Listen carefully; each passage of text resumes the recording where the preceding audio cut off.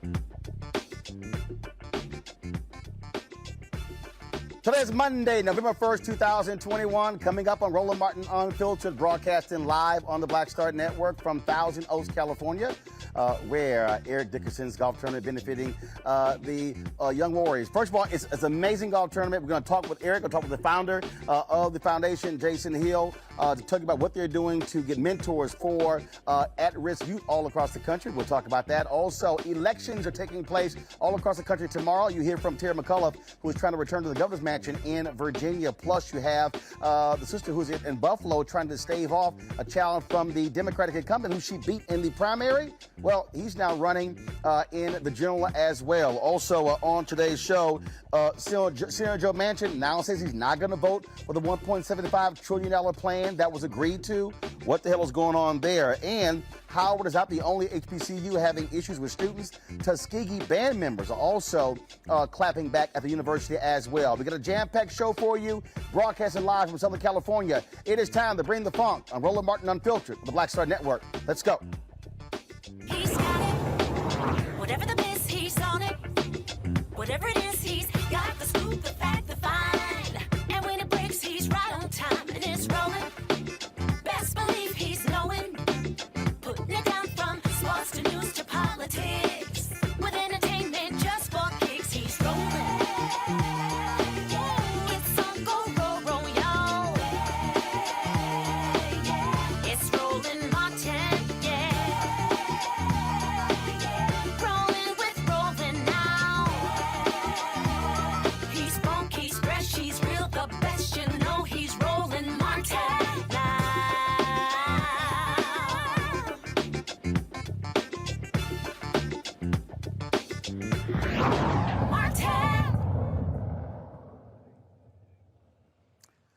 Folks, we are broadcasting live from the gorgeous Sherwood Country Club here in Thousand Oaks, California, site of the 8th annual Eric Dickerson Golf Tournament benefiting the Young Warriors Foundation. Of course, many of you know Eric Dickerson, native Texan, went to SMU. We want to hold that against him. Of course, Pro Football Hall of Famer as well. It has been a fantastic day raising money, of course, for this foundation that works with at-risk youth. He joins us off the top. Eric, how you doing, man? I'm good, man. I just want to know, why don't I have my Astros uniform? Well, because you didn't come prepared. See, so you can't prepare. I can't prepare. See, I got. I give it to you. Come on now, I got you got Astros everything. Anton, go ahead and zoom that camera out so everybody can see. I got the stripes. I got the stripes here. I got the Astros socks. I had the shoes. So I want everybody to understand who I rep. Well, you're representing H-Town very well. I got to give it to you. No Absolutely, problem. Absolutely. So, man, tell us about this foundation. Raising money. You have a lot of your fellow Hall of Famers here as well to help at-risk youth. I got involved in this foundation through the founder, Jason Hill, who's one of those young kids that didn't have a dad in the household, and that really struggled. I mean, and he'll tell you he struggled. And so when he came to my house and he showed me the video and he talked about his struggles, I just got involved. I thought it was a great foundation because I was fortunate enough to have a dad in my household, even though I was adopted. But I saw what not having a dad in the household meant to some of my friends. Even here in L.A., 3 years ago, I went out to a prison. We went out to a prison system to talk to some of the prisoners, and they had 100 prisoners, and they said, "Every guy stand up. We want every guy that didn't have a man in the household step forward." It was almost odd. About 85 to 90 guys step forward.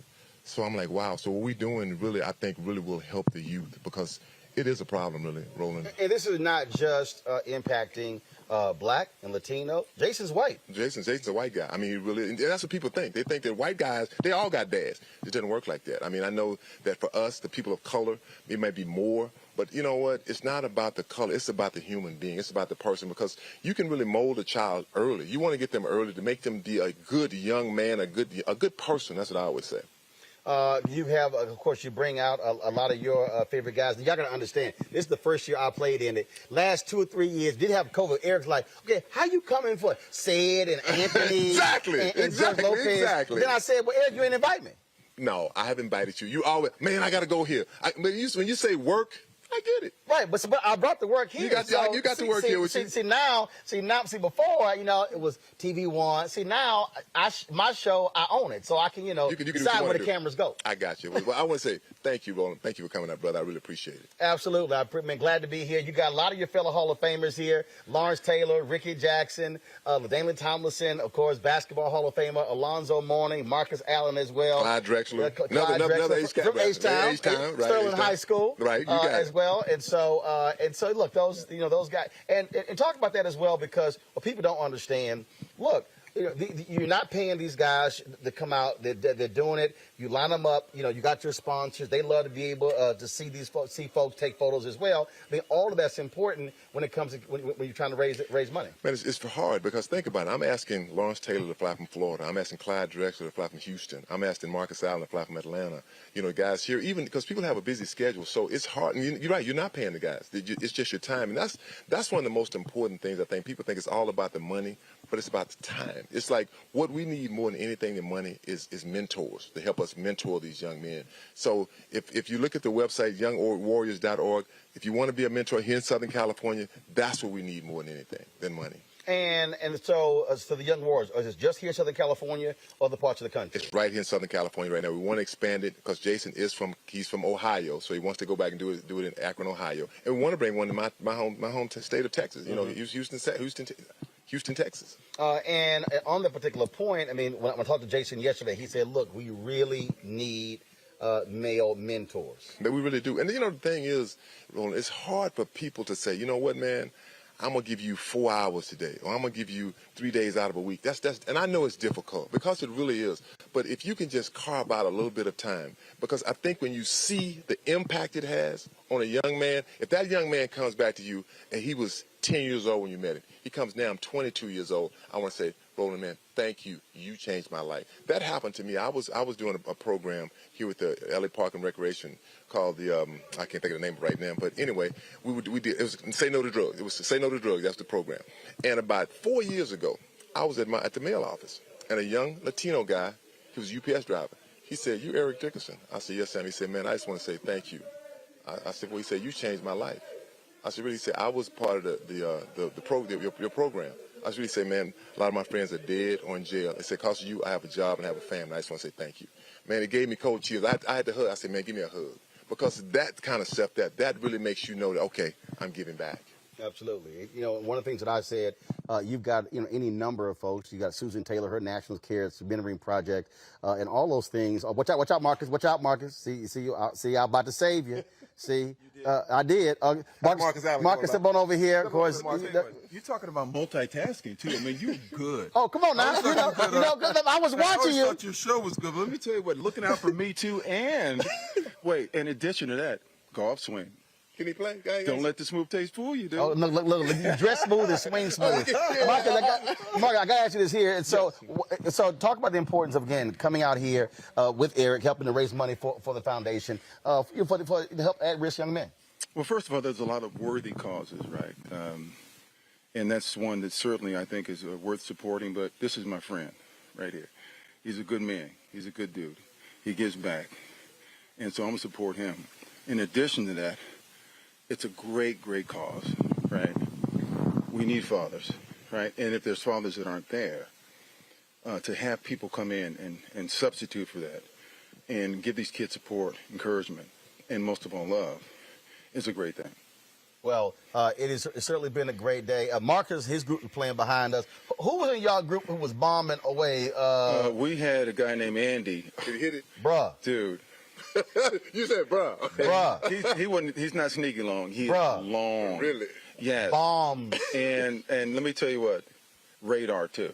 Radar. I mean, he's a +4. So I don't know what he was doing out here.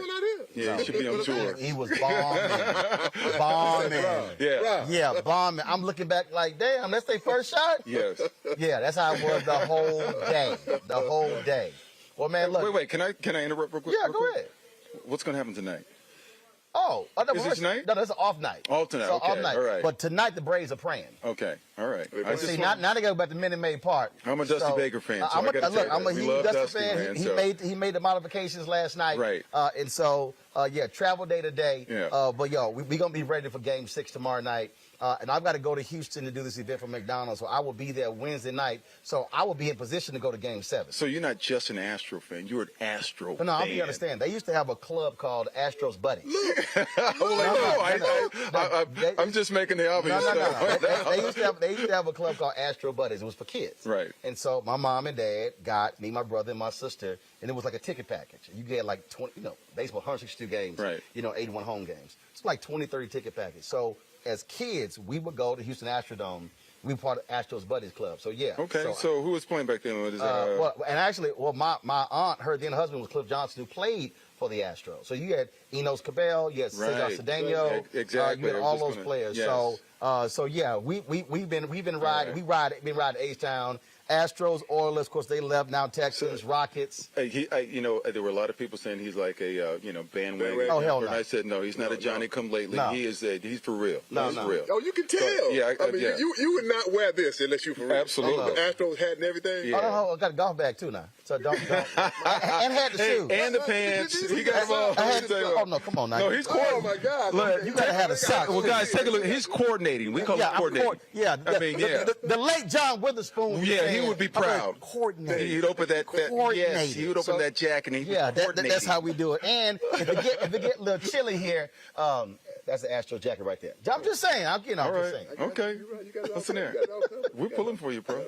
Looking forward to it, man. Always good seeing y'all. Again, I hope for somebody out there who's watching, and if they want to go for the foundation, where should they go? Youngwarriors.org. Youngwarriors.org. Please go to the website. All right. Okay. I appreciate it. With the dinner over there, send Jason over here so we can talk to him. We'll be talking to some other players as well. Mark, it's always good to see you. Man, thanks for the multitasking. Come on now. I couldn't have you tripping, and then you trip. You be trying to sue my company. So that was called risk assessment.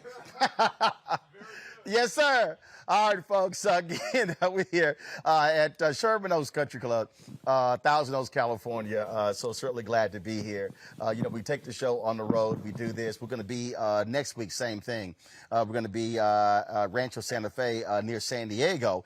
Anthony Anderson is having his golf tournament next week, and we'll be here as well. We'll be talking to Anthony, talking to all the different celebrities who are going to be out there as well. So we're looking forward to that.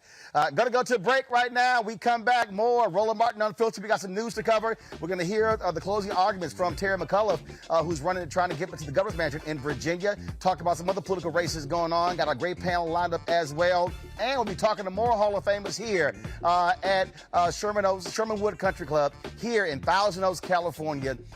Folks, we'll be back in a moment on Roland Martin Unfiltered right here on the Black Star Network.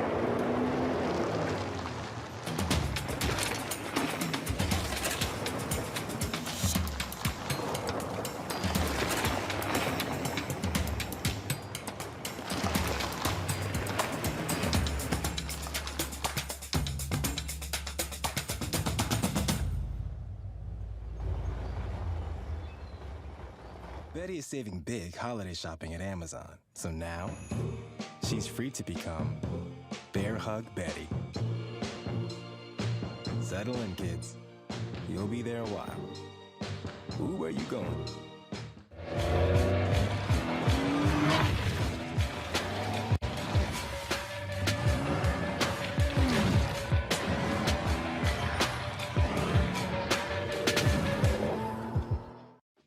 Hey, I'm Antonique Smith. Hey, I'm Arnez J. Hi, this is Cheryl Lee Ralph, and you are watching Roland Martin unfiltered. I mean, could it be any other way? Really? It's Roland Martin. Henry, go to the...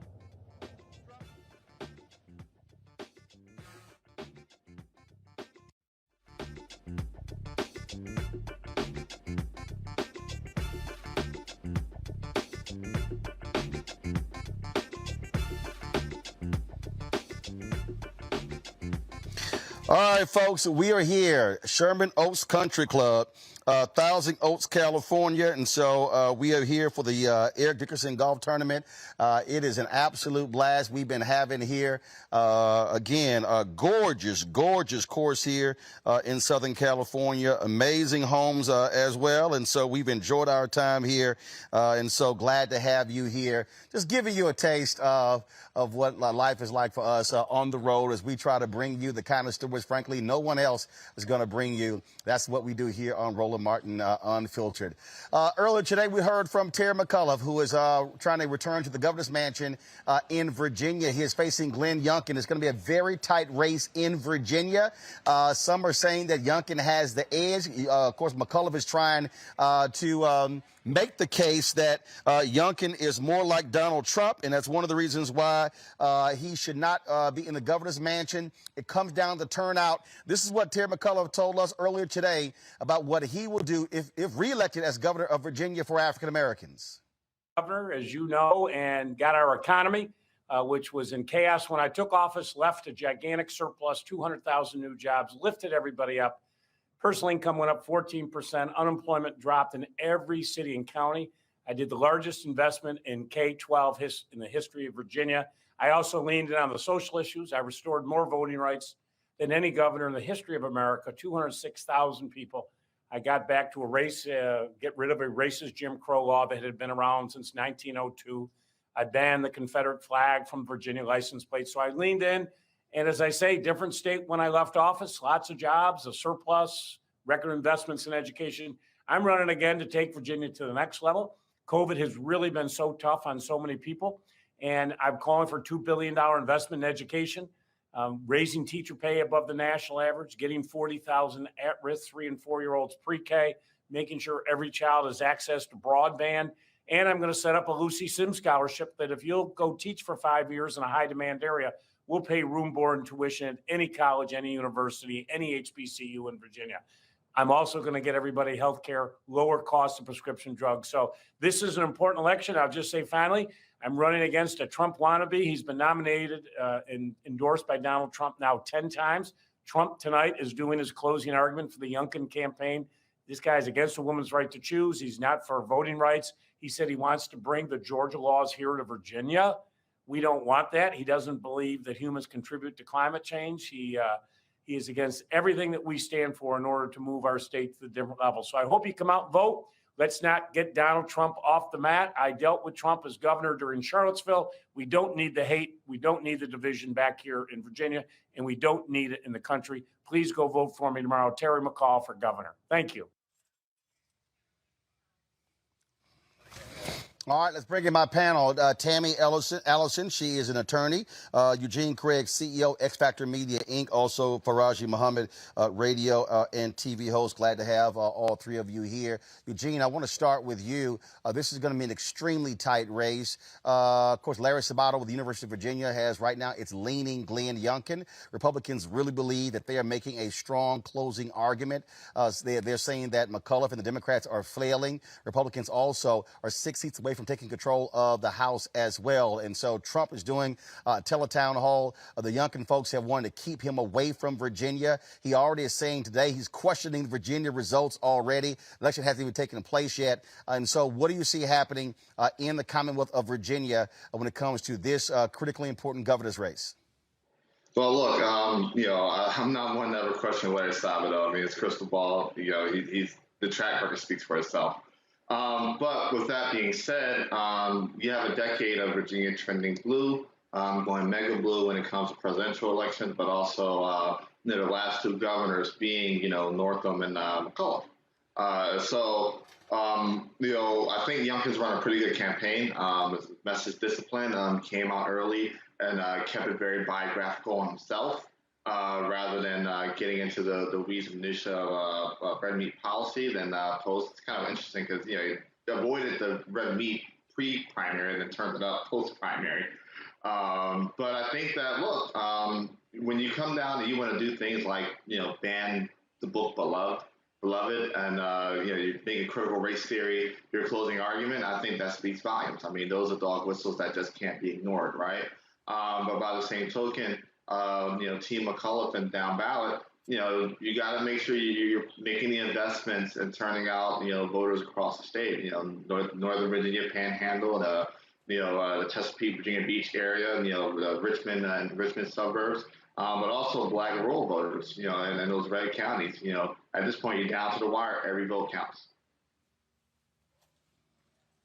Every vote does count for Raji, and the bottom line is this here is turnout. A lot of people have voted early. They say that favors Democrats, but the question is what happens on tomorrow? That's going to be the big question right now. And you know what, Brother Roland, I think all of us are kind of waiting, like sitting on eggshells right now, trying to figure out, how this situation is going to go. This is the first big election that will kick off like the 2022 election. And then it might even be an indicator of where we are with the 2024 election as well. So, I mean, I think this is going to be huge. I was surprised and blown away by the fact that Terry McAuliffe had a decent lead. And then over the past couple of days, that started shrinking. And so, folks gotta ask themselves the question: what kind of state of Virginia do they want to be in? And for me, I mean, it's pretty simple. If a candidate is endorsed by Donald Trump, I think you should run away from that candidate. It's just that simple. If Donald Trump is having this last election push tonight, and it's when we see what has happened to our country since Trump was in office, and then after that time in office, and we know what the impact of his words and his rhetoric can do. You gotta say enough is enough, and I think that at this point, Virginians got a big question a big responsibility come tomorrow to make sure that this country is going into a different direction, especially Black folks in Virginia. You got to get out to vote, but most importantly, you got to get out to serve and start doing more in the community. Well, Tammy, we're already seeing, though, there are a lot of individuals who, in this state, we've seen some stories, folks who say they voted for President Joe Biden. They plan on voting for Glenn Youngkin. That's one of the things that people, that when you look at a lot of these states where a lot of these voters can go back and forth, especially white voters as well. And so it really hinges on turnout. And again, Democrats are looking at this particular race here as a sense of, to give them a sense of what could happen in 2022 with the midterm elections. They could be in for shellacking if they don't put together an agenda that says, hey, you've been doing what we sent you to do there, but also you got to be able to tell people, hey, we delivered, and then keep reelecting us to keep delivering. They have to do that as well. I agree with you, Roland, and thank you again for having me. And one of my favorite words is ownership, and I think that Terry needs to own some of the criticism that he has been facing in order to close that gap. Stacey Abrams a couple of days ago had a TV appearance, and shout out to her, I have her book behind me, where she stated that this election has brought out about 800,000 Virginians. This is way more than the individuals that came out to vote 4 years ago. But Douglas Wilder, who was the first Black governor in Virginia, he has made some very relevant statements as it pertains to Terry and his attacks on his opponent and, the blackface from the previous governor, and the fact that he's now running with running mates who are those same individuals that were caught up in that blackface scandal, and his lack of contributions to HBCUs when he had the opportunity to do so. I think he needs to speak on that, given the fact that he only really has a couple of hours left if he wants to edge out his opponent and beat the Republican candidate in this election in Virginia. But he also should hone in and focus on what it is that he has done positively when he was the governor of Virginia. He did make some very influential moves during his status as a governor prior to.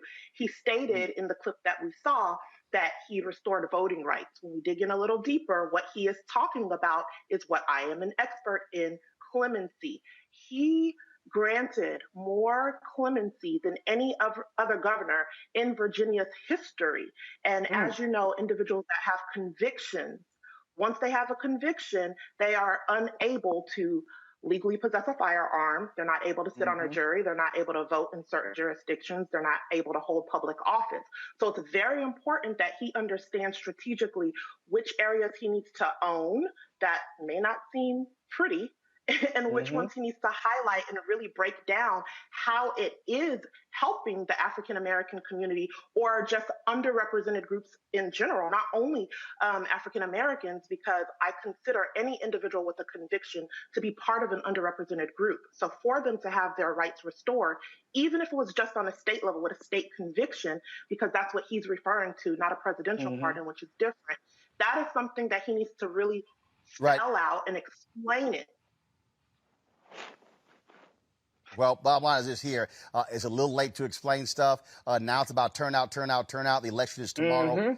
People go to the polls early in the morning. They close at 7. And so it's about getting people out. And so that's what we're going to see right there. We see elections taking place. There's a referendum in Minneapolis. We're going to discuss that a little bit later in the show. Also, you get elections in Buffalo as well, and other places all across the country. And so, folks, there's an election in New York City as well. There's an election where you are. Please use your power and go vote. Why? Because it matters who we elect. Got to go to a break. When we come back, we're going to talk with the spiritual advisor to a young man who is on death row in Oklahoma. And again, waiting for a clemency hearing to determine his fate, whether he will be, of course, see his sentence life commuted or put to death in Oklahoma. We'll talk about the case of Julius Jones next. Also later in the show, we'll talk about the ballot initiative in Minneapolis to reform their police department. Folks, we got lots more to talk about here. We're going to also talk to some of the folks who are here at the Eric Dickerson Golf Tournament here at Sherwood Country Club in Thousand Oaks, California. And so we're going to go to break. And again, so you'll see the shot right here. These are the participants right now. They are, of course, having the dinner there. And so we look forward to being back right here on Roland Martin Unfiltered from Sherwood Country Club in Thousand Oaks, California.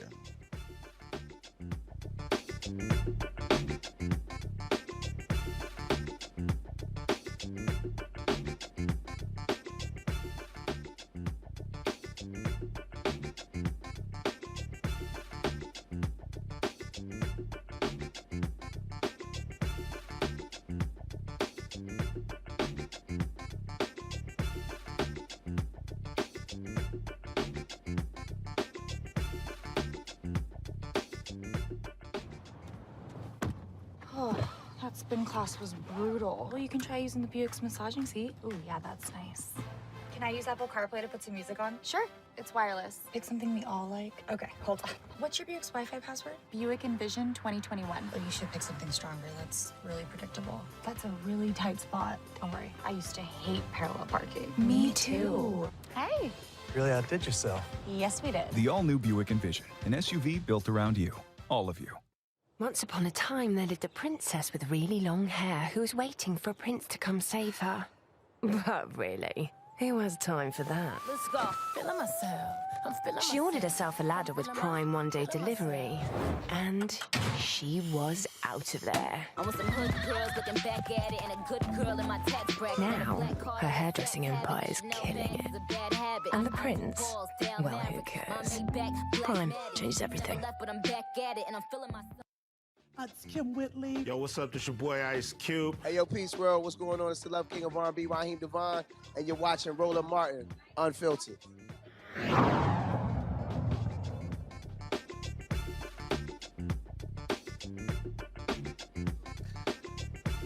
All right, folks, we are here in Thousand Oaks, California, Sherwood Country Club. Glad to be here, broadcasting the show. And so we are here on the terrace here.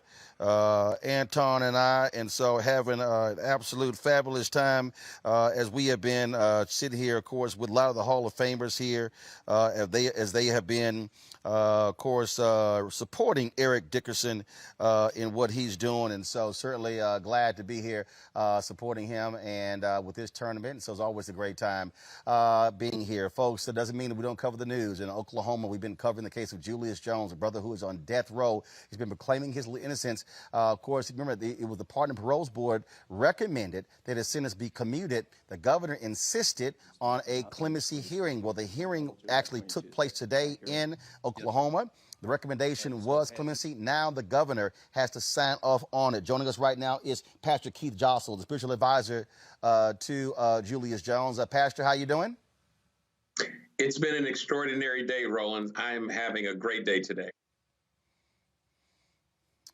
Share with us what took place in that hearing, what was said. There was a lot, you had the district attorney, the prosecutors were saying remove a couple of those members from the board, saying that they should not be voting on this. But it was really powerful to hear individuals in this red state say they have too many questions about this particular case, and they were uncomfortable saying that Julius Jones should be put to death.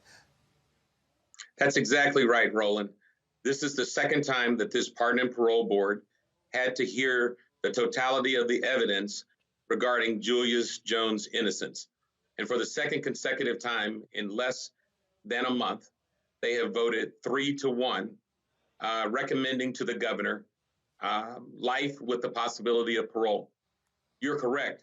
We have 5 Pardon and Parole Board members, and they have endured lawsuits after lawsuits after lawsuits, threatening, bullying, intimidating them to step off of the Pardon and Parole Board, not because they are unethical, not because they've done anything illegal, but simply because there are certain political leaders in this state that did not like the way that they were going to vote, or thought they knew how they were going to vote and did not want that to happen. And so I applaud the courageousness of the Pardon and Parole Board members who looked at the evidence, considered it all, and then still, in the face of that intimidation, made a moral and just choice in recommending life with the possibility of parole. Julius Jones spoke at today's hearing. Here is what he had to say. You know, I would like to address the family in the essence of, I have felt terrible, you know what I'm saying, about their loss. And I don't never want it to get lost that we did not, or me and my family do not recognize that they've lost a loved one. I have, you know, lived with that thought every single day and carried the weight of them hating me for something I didn't even do. I know I have broken the laws, but I've never been a violent man. If you really look at my actual record, it is larceny. It doesn't make it, you know what I'm saying, any better that I just stole things, but I've never accosted people. That was not what I was into. But again, I just want to have families to know, man, I do recognize their loss.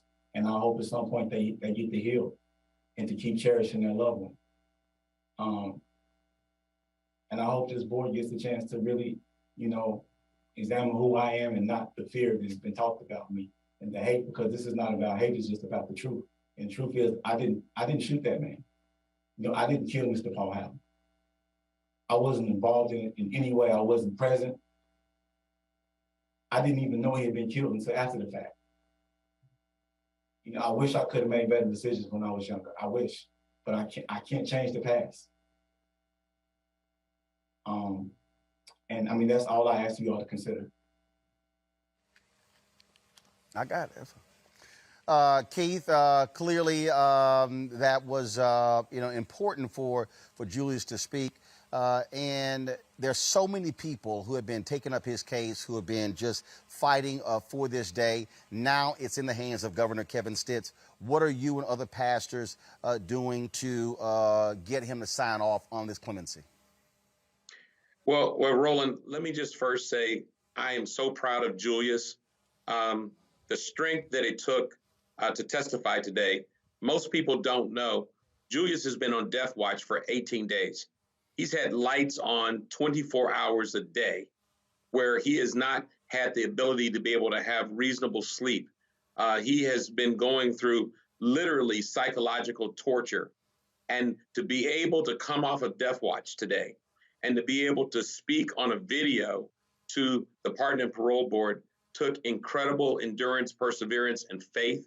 And so I couldn't be more proud of him. What we are going to do is we're asking the governor to really trust the recommendation of his own Pardon and Parole Board that he's appointed.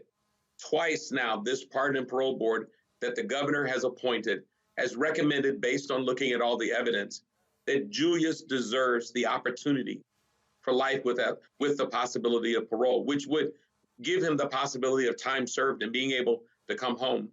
Roland, Julius wants you and everyone else to know. You guys were just talking with Eric Dickerson and Marcus Allen earlier.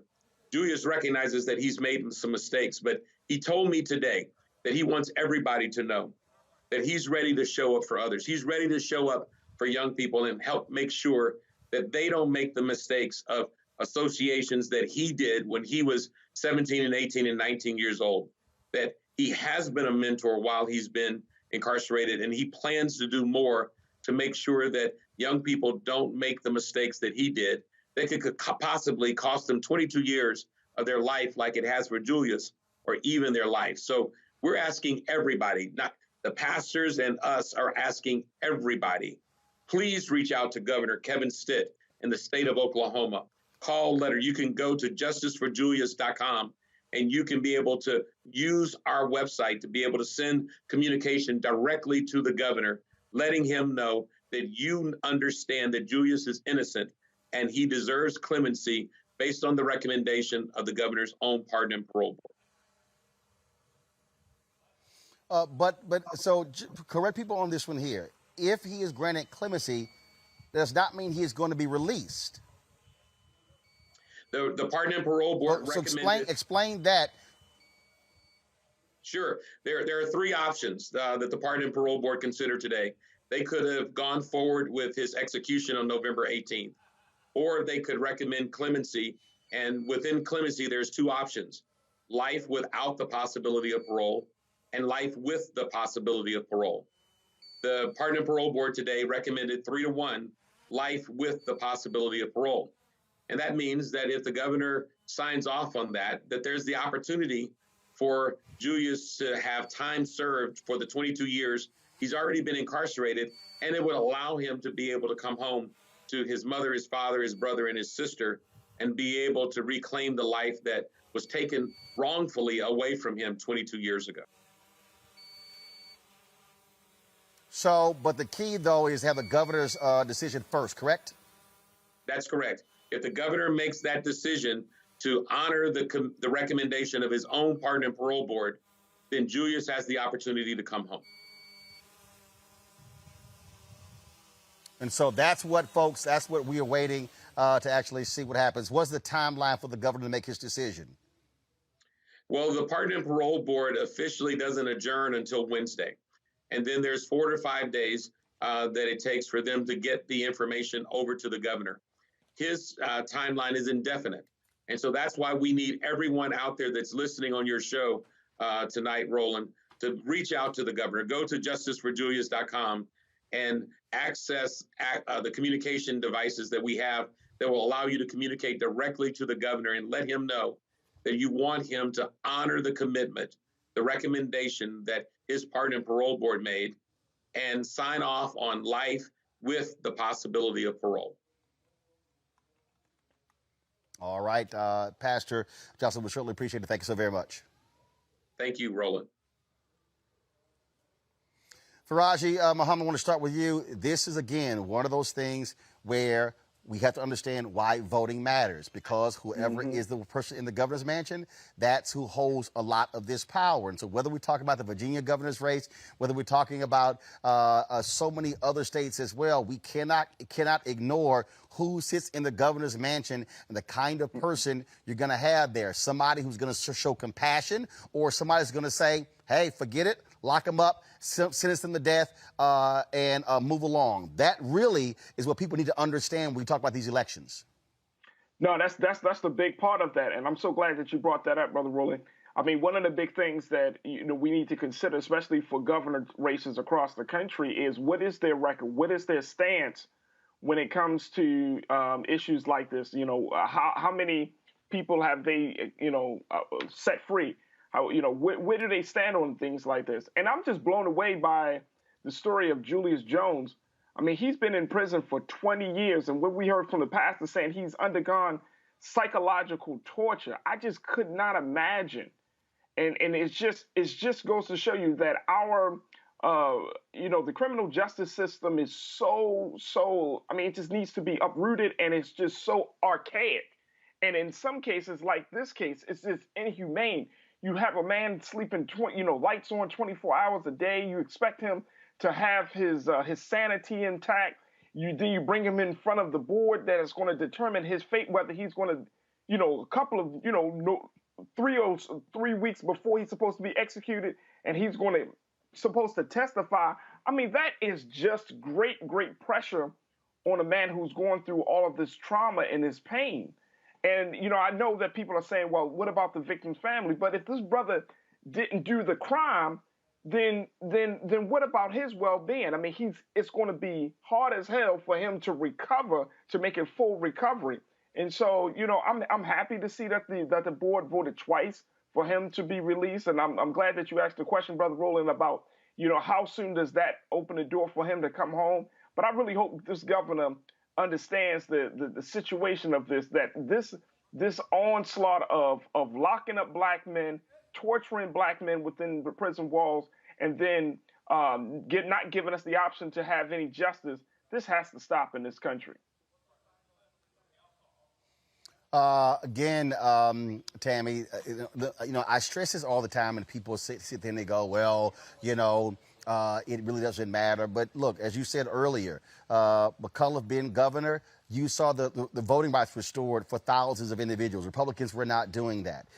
When you talk about cases like this here. And so when people think about politicians, they think about policy, it's not just bills that are passed. It's also the power of the executive office, of executive orders, the power of the governor to make allocations. Those are things that are critically important when we're making these decisions. And so in the case here, you have some hard right Republicans who would say, I don't care, put Julius Jones to death. You have a different situation going on here where this governor at least is considering this action. He could reject what the Pardon and Parole Board say, but I would think having 2 votes now, 3-1, a lot of pressure on Stitz to follow their lead.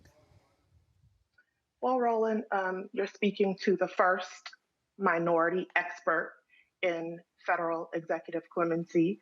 I'm one of only 3 experts in clemency, having worked at the Office of the Pardon Attorney at the United States Department of Justice for over half a decade. In the other half of the decade, former federal prosecutor, and also an attorney with the Federal Bureau of Prisons. While federal executive clemency is different than state clemency, there are a lot of parallels. Everything about what I did exactly 1 year ago today, launching this law practice, the Pardon Attorney, that I am the managing attorney of, is to dispel the misconceptions that I just heard. Julius Jones' situation with the state of Oklahoma is for his sentence to be commuted from a death sentence to a life in prison sentence. That does not mean that he would be released. I have to say that again. That does not mean that he will be released. It does not mean that. It would mean that the sentence is commuted from a death sentence to life in prison. If, in fact, the Oklahoma Board of Pardon and Parole recommended that it's life with the possibility of parole, that also does not equal time served, because then there has to be the whole parole hearing.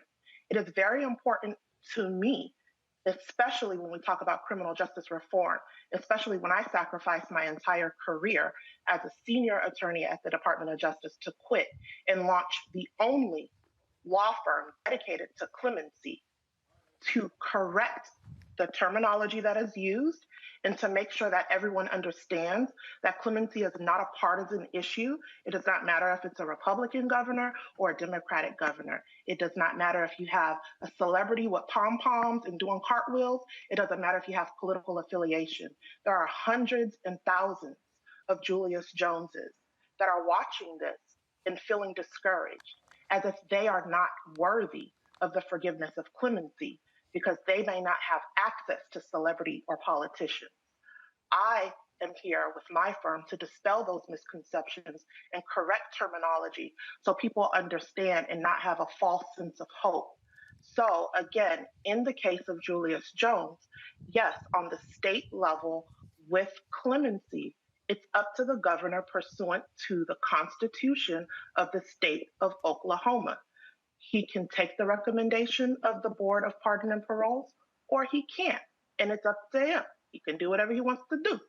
Another panelist did mention the victim's family, and that is something that's important because the victim's family has stated that they witnessed Mr. Jones commit this crime. They were very adamant, and that is probably something that's going to be taken into consideration. So we don't know what's going to happen, but what we do know is that the recommendation, which was favorable 3-1 for clemency, specifically commutation, which is a form of clemency, is a positive recommendation for clemency that the governor does not have to listen to. But if he does grant clemency, all that means is that there won't be a death. It would be commuted to life, which is something totally different than a pardon. Right. Absolutely, I got it. Eugene, I want to go to you real quick here, and that is, again, here you have a Republican governor who supposedly was about compassion, and now he is going to be under pressure to follow the lead of this board who's now voted twice. Look, you appointed the board, claim to be an evangelical. It should be open shut case here. It should be open shut case. Part of the role of being governor in this final election does matter. Is the appointments. It's widely known. Look, even here in Maryland, Governor of Maryland makes more appointments than the President of the United States. And there are a lot of governors across the country that make a lot of appointments that deal exactly with this parole boards, clemency boards. It's crazy, right? So the thing is this: if Oklahoma governor appointed his parole board or his clemency board, you need to follow the recommendation of the people that you trusted enough to serve on this board. And so if the board votes 3-1, not once but twice, then it should be open shut case. Give your signature. Let's keep this thing moving. Facts. Well, again, we'll see exactly what this particular board decides. It is what this governor decides, and so that's the sort of thing that we have going on. All right, y'all, we got to go to a break. When we come back, we're going to, of course, talk about what's happening in Minneapolis, an election taking place tomorrow. How are they going to reform their police department? That is on the ballot tomorrow. As we're broadcasting live from Sherwood Country Club here in Thousand Oaks, California, at the Eric Dickerson Golf Tournament, benefiting the Warriors Foundation to help at-risk youth get them male mentors. And so we'll be back on Roland Martin Unfiltered, broadcasting live here on the Black Star Network. Pretty gorgeous scenery out here. We'll go to the break, giving y'all a view of this. Back in a moment.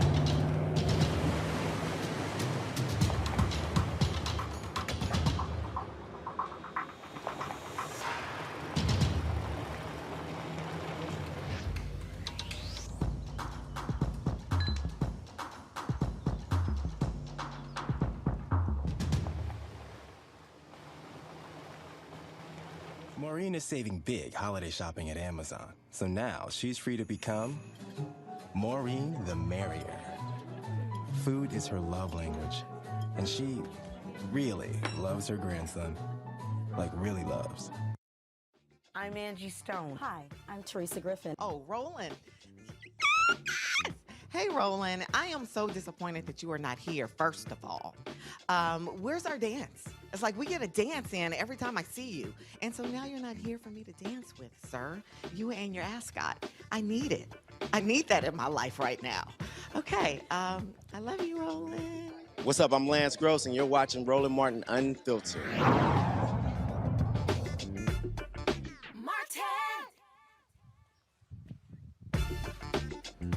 All right, folks, so we are here at Thousand Oaks, California, Sherwood Country Club for the Eric Dickerson Golf Tournament. It's been a blast we've been having here, and so wanted to give you a sense of the sights.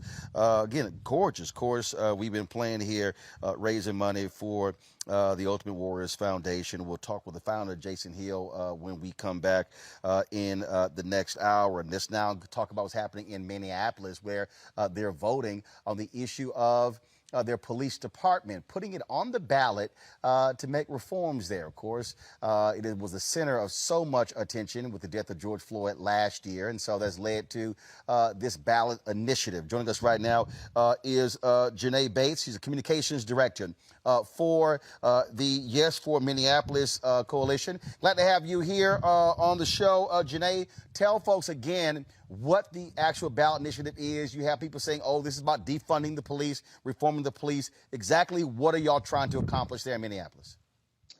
Yeah, we are really working on and have been working on for a really long time a measure that makes it possible for the people of Minneapolis to be safe. And that is definitely safe from police violence and also in community harm. And what we get to vote on with Yes on 2 and through neighbors who have been knocking doors, 22,000 people put this on the ballot in the city of Minneapolis, is really the ability to be able to do two things. One is to expand public safety so that what used to be the Minneapolis Police Department becomes the Department of Public Safety, so that it can house both police officers, but also other qualified professionals like mental health professionals, like homeless outreach specialists, like substance abuse specialists, because we know that currently we are asking police officers to be all those things. And they're saying, look, you're asking me to be a social worker. That's not what I'm trained to do. And so we're sending them into situations where a social worker is probably the best qualified person that needs to be there. And so we get to expand public safety and have these other professionals also getting to work in the same comprehensive department with police officers.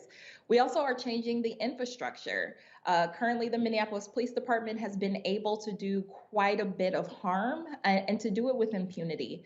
We have and are becoming more and more aware of many situations where police officers have violated policies, have lied about it after the fact. We definitely saw that when we all witnessed the murder of George Floyd, and the sheer fact that these officers named that as a medical distress crisis. And we're seeing more and more frequently issues like that are taking place. And so we're changing the infrastructure of the department so that no longer will policies be made behind closed doors in a black box, but instead by having the mayor and city council nominate and appoint a department commissioner in the same way that every other department in the city operates, we can finally have real representation and a citywide public process to name how policy is made, what happens when policies are violated, what kind of discipline takes place. And so this is really an opportunity for the city of Minneapolis to have finally some accountability and transparency with those who are called to protect and serve, as well as finally have these added professionals as a Department of Public Safety, really expanding what the city and the ability for people to be safe, quite frankly. You've had a lot of people, again, keep focusing on defund, but that's not really what y'all are doing there in Minneapolis. That's right. That's right. The reality is that, these slogans, I've been doing policy work, especially around policing and accountability for a while, and every good piece of policy that we've ever passed, none of it would ever fit on a bumper sticker or a t-shirt. And so the reality is that, it is a mischaracterization of this particular charter change to say that it is defunding the police, but what it is doing most certainly is adding the kind of resources that the city needs. Even our police chief, Chief Arredondo, had named when he was testifying in court against Derek Chauvin in the murder of George Floyd that the majority of 911 calls that come in actually are not law enforcement related. And yet, that is where we're constantly asking police officers to handle all of these things. And so even with a fully funded police department, we are seeing an uptick of violence in the city. It's time that we really invest in strategies that we know work, that are about lowering issues of gun violence, that are about intervention and prevention, and quite frankly, having the integrity to name that that is not what police officers, what we've hired them to do, and that's not what they've been doing. And so we want to lean to them for the well-trained, disciplined job that we want to deploy them for, but also we need to deploy the right response, the right mix of people to situations when folks really need it. We got some questions from our panelists. I want to go to them. I go to a break. We come back. We'll talk about this initiative in Minneapolis right here on Roland Martin Unfiltered on the Black Star Network. We'll be back in a moment.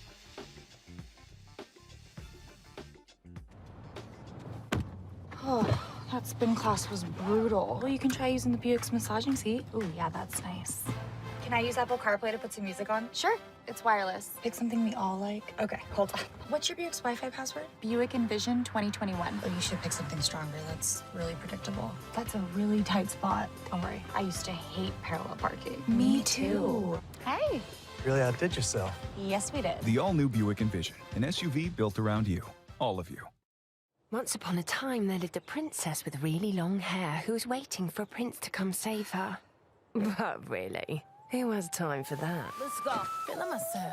I'm feeling She ordered herself a ladder with Prime one-day delivery, and she was out of there. I want some hood girls looking back at it and a good girl in my tax bracket. Now, her hairdressing empire is killing it. And the prince, well, who cares? Prime changed everything. But I'm back at it and I'm feeling myself. Hello, everyone. It's Kiera Sheard. Hey, I'm Taj. I'm Coco. And I'm Lily. And we're SWV. What's up, y'all? It's Ryan Destiny, and you're watching Roland Martin Unfiltered.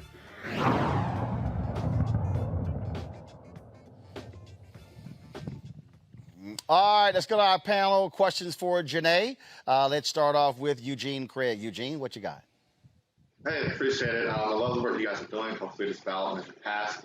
But I guess my question is, when it comes to ballot measures, I know a lot of jurisdictions, you have to have a supermajority. Have you guys been reaching out to, pro-justice conservatives and libertarians that could very well be allies on this issue? Before it's popular, was, on the forefront of things like police brutality and changing the way police and policing are handled in this country. Yeah.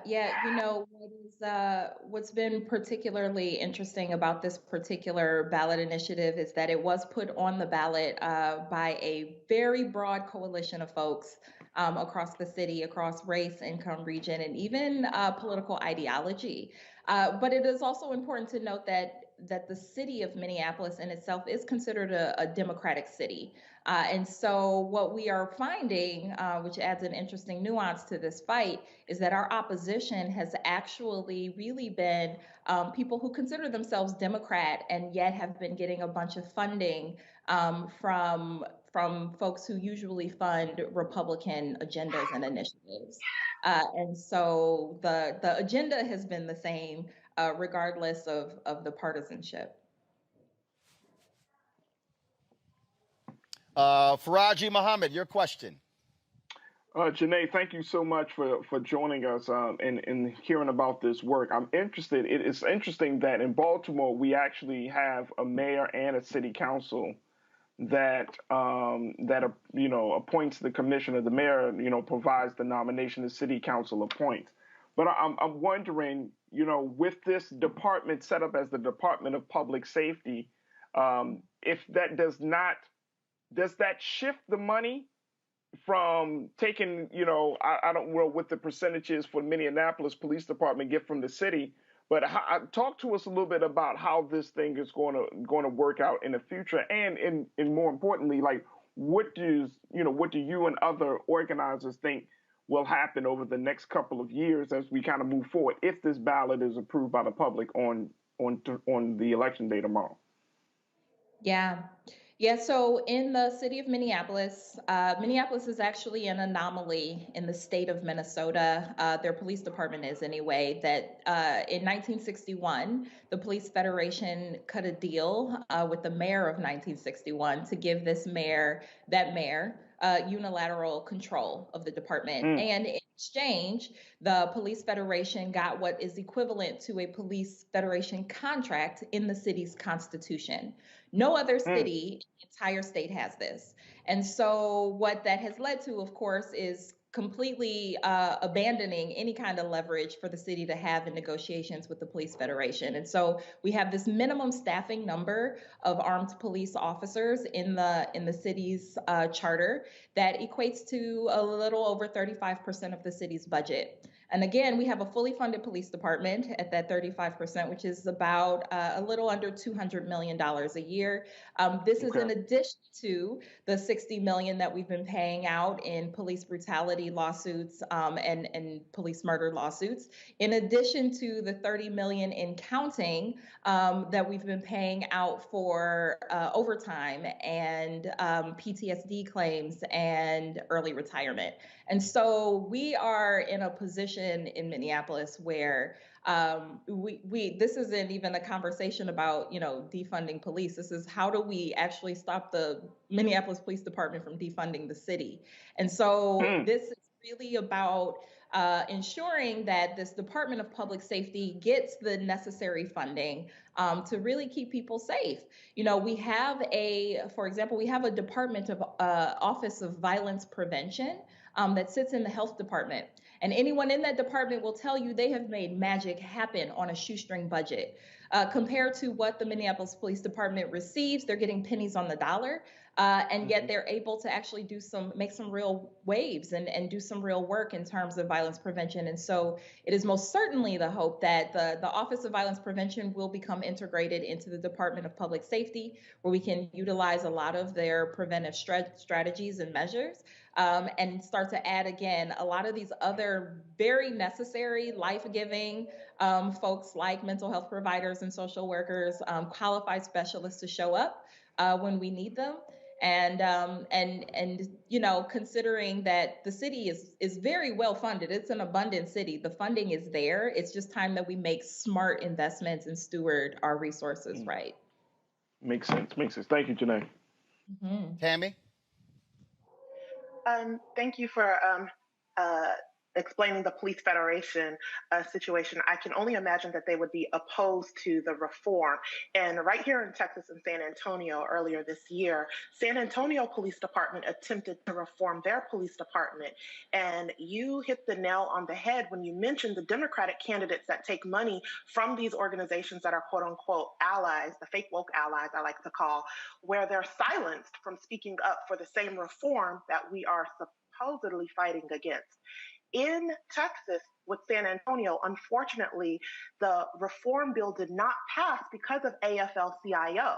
The Texas branch of AFL-CIO endorsed a lot of the Democratic candidates from the congressional race in the Texas District 6 special election down to the council members who were in the race, who got endorsed by AFL-CIO. And AFL-CIO, the police union, that was fighting against the reform in San Antonio successfully, essentially silenced the Democratic candidates, even whenever I particularly called them out as a congressional candidate that was a Democrat. Like, you can't be bragging about your AFL-CIO endorsement when they're fighting against police reform, and you're pretty much bought into silence. So how do you plan on addressing that ahead of tomorrow so that individuals really understand that some of these candidates are actually hurting the cause towards reform? Yeah, I mean, most certainly that is the battle that we continue to have in the city of Minneapolis. The reality is it's not a new one. Just as I named that the opposition to this measure most certainly has been the Police Federation writ large, but also it's been the big corporate landlords, the big corporate developers, the Chamber of Commerce. That is most certainly a group that on the statewide level. They have been fighting police reform and accountability for a long time, and they are funding Democratic candidates, ones who are ostensibly, saying that they're pro-police, but really, when we're saying we're just pro-safety, and making those two pitted against one another, and that it is definitely a reality that we have to face here. And knowing that, many cities across the country, just as you named, are going to be facing these same fights, I think we all have to go in wide-eyed, recognizing that we need to pay far less attention to who has a D next to their name and actually listen to what they're saying. If they are using fear-based, dog whistles, race-based dog whistles, if they're talking law and order all day and actually not leaning into what the people of your city can actually have, that should definitely trigger your ear, right? We've spent 4 years being inoculated against, these kind of fear-based tactics.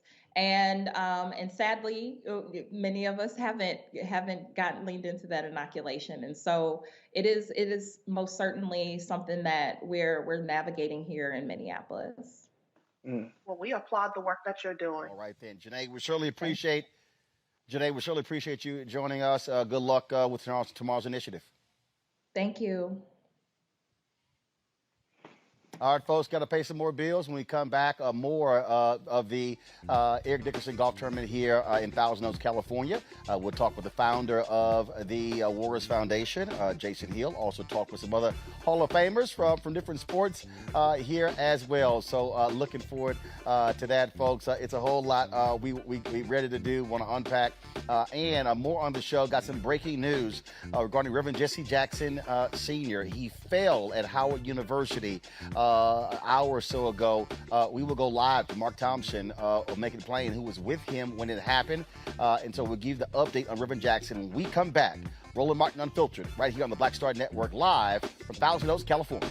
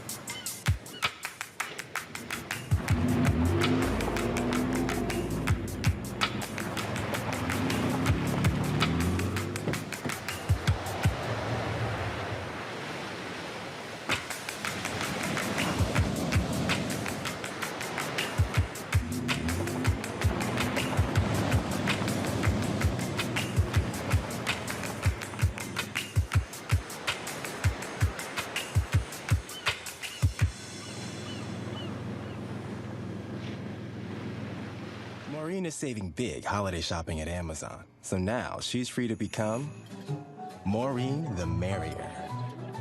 Food is her love language, and she really loves her grandson. Like, really loves. Hey, I'm Cupid, the maker of the Cupid Shuffle and the Wham Dance. What's going on? This is Tobias Trevelyan. And if you're ready, you are listening to and you are watching Roland Martin Unfiltered.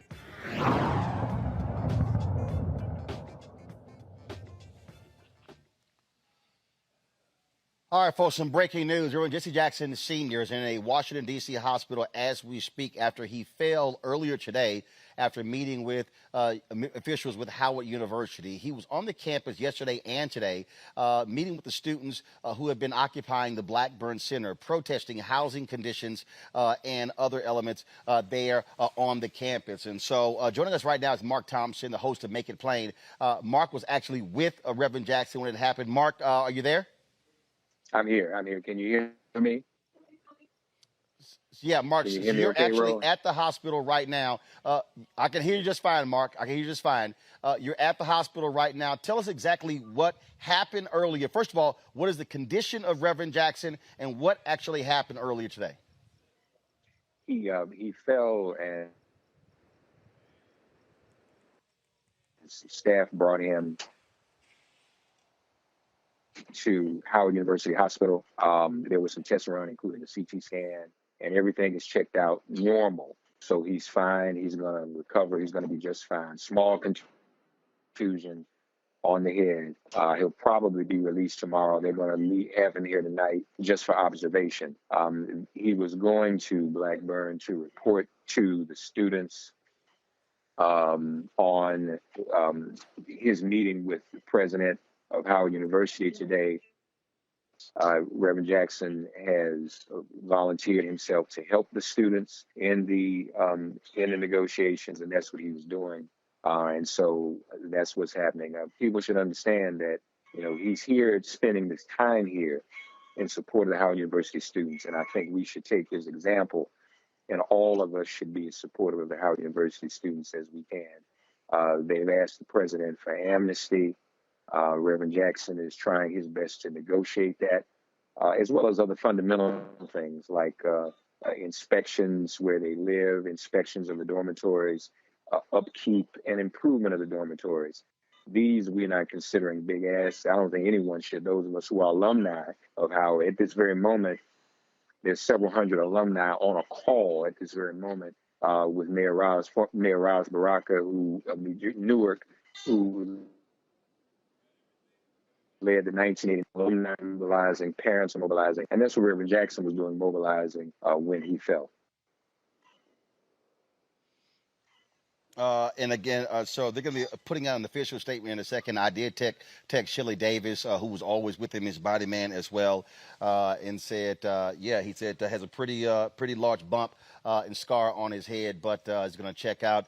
Reverend Jackson, of course, just celebrated his 80th birthday with several celebrations in New York and Los Angeles as well. And so it's always a scary time when one of our elders falls, Mark, because that's a lot of times that's, it can be very serious, including death when they fall.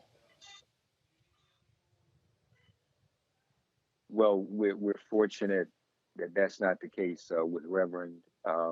He's fine, he's strong, and he has his challenges, but he's a lot healthier than people might think.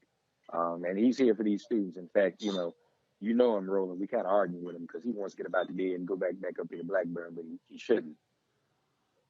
He needs to rest and be treated and taken care of by the doctors. But I suspect Reverend Jackson may very well be back on that campus in the morning because he's very committed to getting this done and to helping these students. And so, Mark, let's talk. Everyone. Mark, let's talk. Everyone. Go ahead. Let's talk about that because you've had a lot of back and forth. I was on the campus last week talking with the administration as well as the students. I've been actually talking to both sides, talking and texting. And it feels as if the Howard University administration, they're not budging. The students are not budging. We're at a serious impasse right now at Howard University. Well, again, I think Reverend Jackson made a lot of progress today, a lot of headway. There were some small concessions. I won't give it all away, but their attorney, the student's attorney, Donald Temple, is involved. There are tentatively more talks planned for in the morning between Donald Temple and the general counsel. Both Reverend Jackson and I pleaded with the administration today. You know, amnesty is something that all student protesters get, no matter what student protest has been. And we look back on 1989 and 2018 at Howard University, there was amnesty.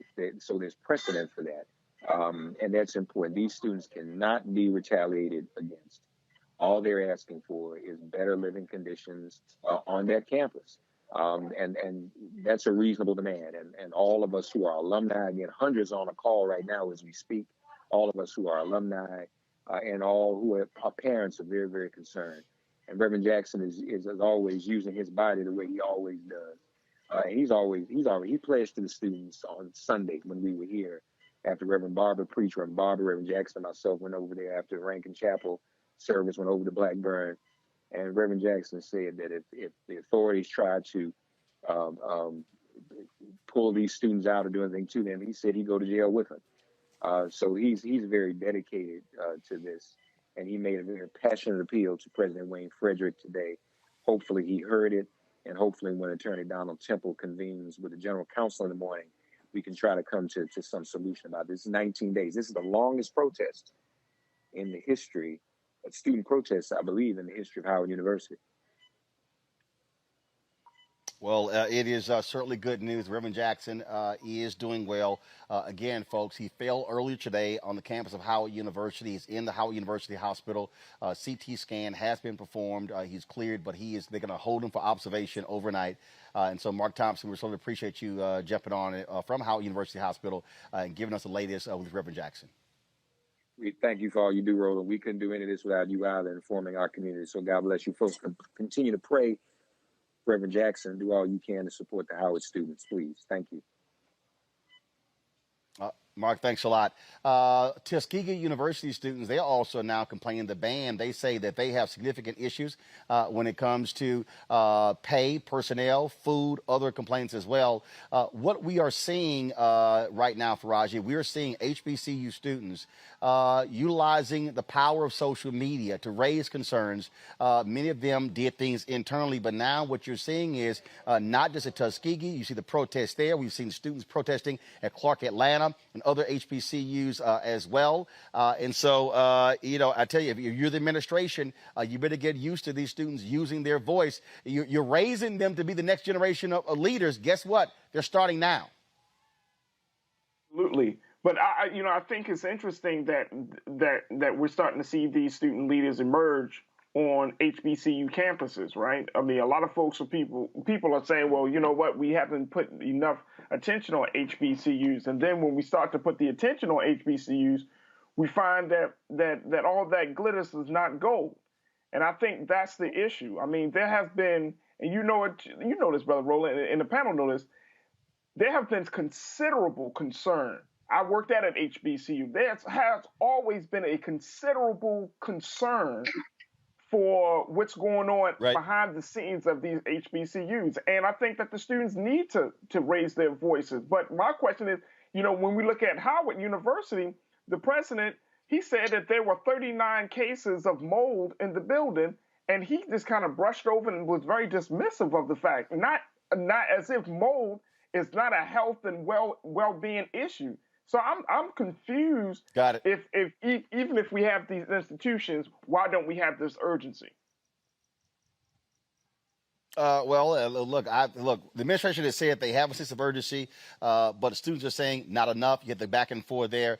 Tammy and Eugene, real quick, again, what you're seeing here, you're seeing the students they're using social media to get their story out. That's how this thing is blown up on Howard University campus. I suspect you're going to see more protests at other HBCUs if the students have issues. About 30 seconds each of you before I got to go to a break. I love it. I just want to know where's all that money, all that HBCU money, because I went to a PWI. I ain't get no money. U of H didn't give us no money like that. But I'm glad the students are speaking out, and I hope that other individuals speak out with all the earmarked money that was for Black people, also for businesses. That is MIA. But hopefully they get the conditions worked out. Well, there's a difference between money that's earmarked and money that actually is deposited. Eugene, your comment. You got to hold them accountable just like we hold any other institution accountable. I went to HBCU, I went to Bowie University, had no problem calling out Bowie where it was deficient when I was there. That's part of the role of, part of the mantra, part of the role of HBCU to create leaders, right? And a lot of that starts at home. And so, I support what's going on at Howard University with the protesters and whatnot. And look, especially what you're paying when the tuition with these, you are deserving of top tier services. You are top point blank period, and it's incumbent upon the universities to deliver the services they promise to deliver. Otherwise, fraud. Oh, not fraud. All right, then. Well, look, bottom line is we're going to see, again, we'll see what happens at Howard University. We've been covering this. We were there as well, so we're going to give the latest. All right, folks, got to go to a break. We come back, we'll talk with the founder of the Young Warriors Foundation, which is the beneficiary of today's Eric Dickerson golf tournament here at Thousand Oaks, California, Sherwood Country Club. We'll chat with him. When we come back, Roland Martin Unfiltered, broadcasting live on the Black Star Network. Be back.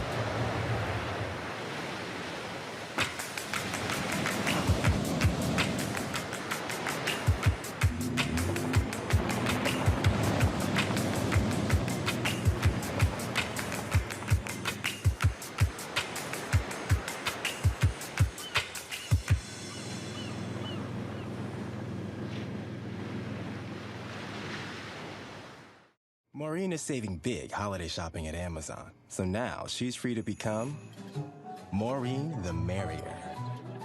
Food is her love language. And she really loves her grandson. Like really loves. Hello, I'm Bishop T.D. How y'all doing? It's your favorite funny girl, Amanda Seals. Hi, I'm Anthony Brown from Anthony Brown and Group Therapy. What up, Lana Well, and you are watching Roland Martin Unfiltered.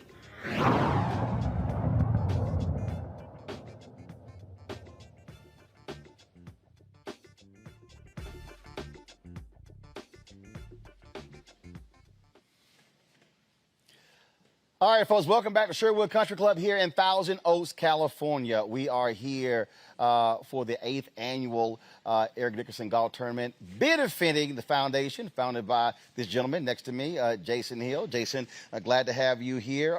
Let's talk about the Warriors Foundation. How did it start? Well, I started it in 2008 because I was that kid. I was a young warrior growing with no daddy in Akron, Ohio. Mom was on drugs, and I got lucky. So, once I made it out and I became pretty successful, I realized, you know what, imagine what my life would have been like if I would have had somebody step in at a young age, because there was a lot of consequences between 10 and 25 that I wouldn't have had to deal with.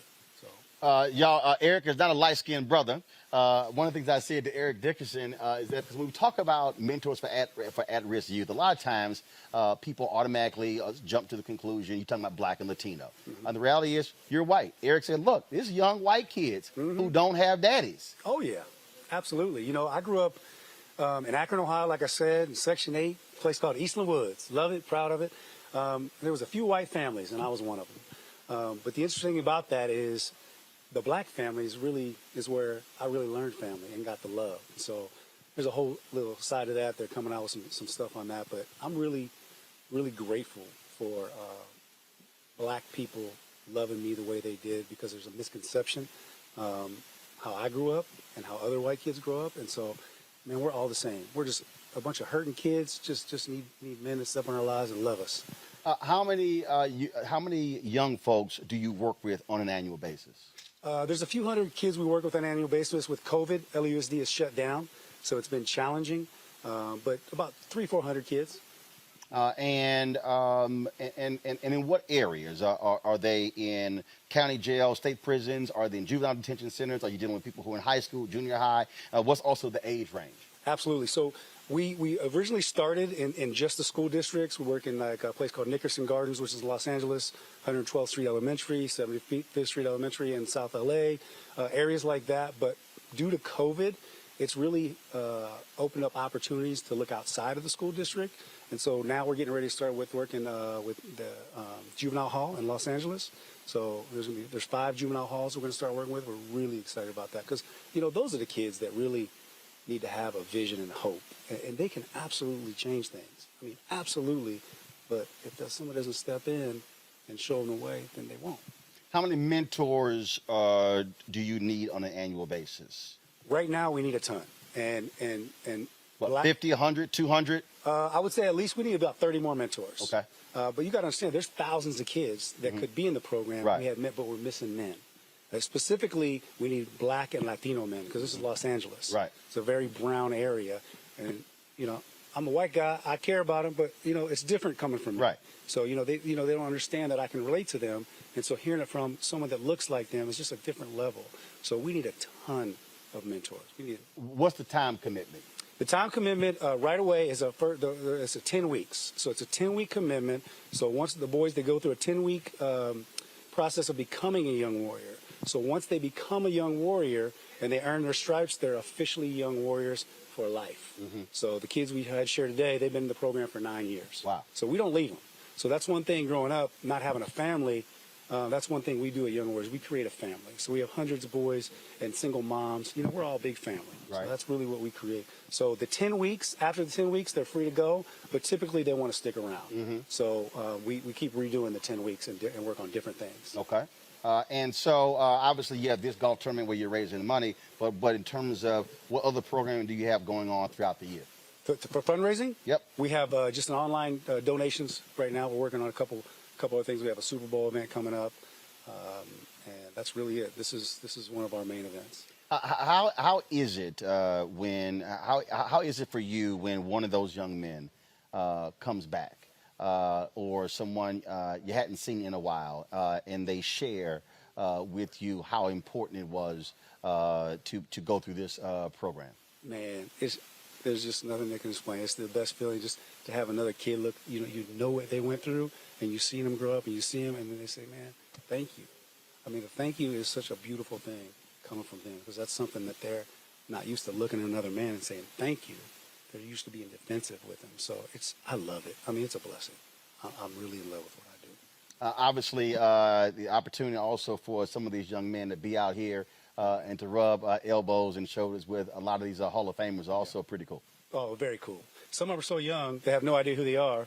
When they Google them, they're like, "Dude, what?" I'm like, "Yeah, that right there, yeah. Trust me. Todd Gurley looks at Eric Dickerson like, wow." But, they know the current players. Right. So right. they're in all.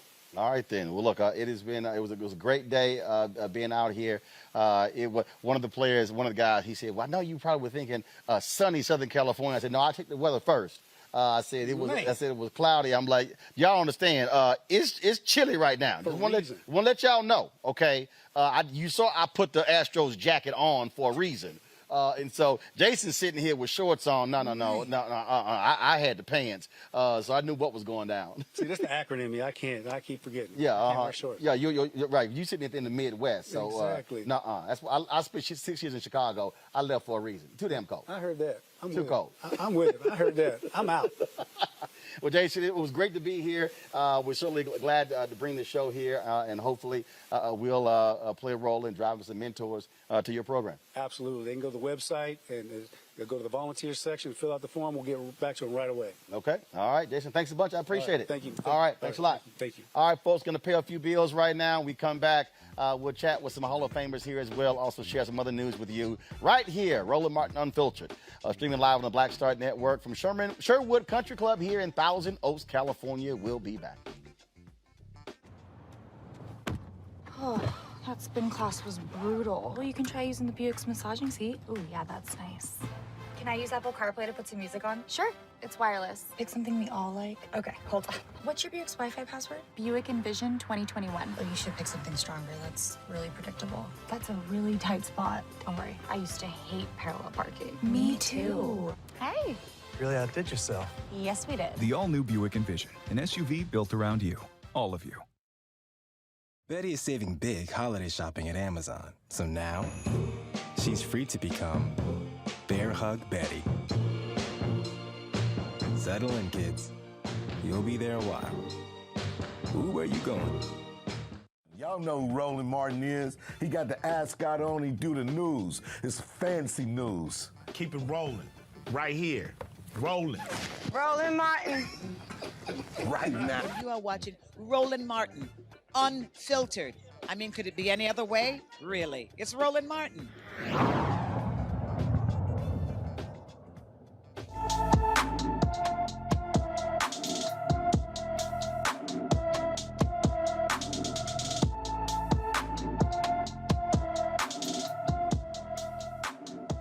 All right, folks. 14-year-old Jashea Moore disappeared on October 14th after visiting an East Orange, New Jersey deli. Jashea stands 5 feet 5 inches tall, weighs 135 pounds. She has black hair, brown eyes, and a nose ring. Jashea was set to testify before a grand jury against her stepfather, an East Orange police officer, in a domestic violence case from last year.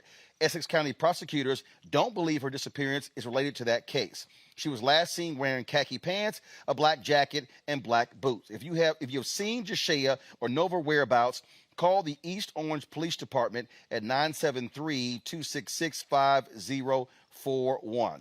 All right, folks, let's go to Capitol Hill, where Senator Joe Manchin, I don't know what the hell is wrong with this guy. Now, all of a sudden, here they are, 24 hours away from voting on the $1.75 trillion plan, that the Build Back Better plan that President Joe Biden announced they had a framework for last week. Now, all of a sudden, he's hedging, saying he's not going to vote for it. Roll a video, y'all.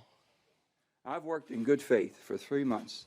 For the past 3 months, with President Biden, Leader Schumer, Speaker Pelosi, and my colleagues on the reconciliation bill, and I will continue to do so. For the sake of the country, I urge the House to vote and pass the bipartisan infrastructure bill. Holding this bill hostage is not going to work in getting my support for the reconciliation bill.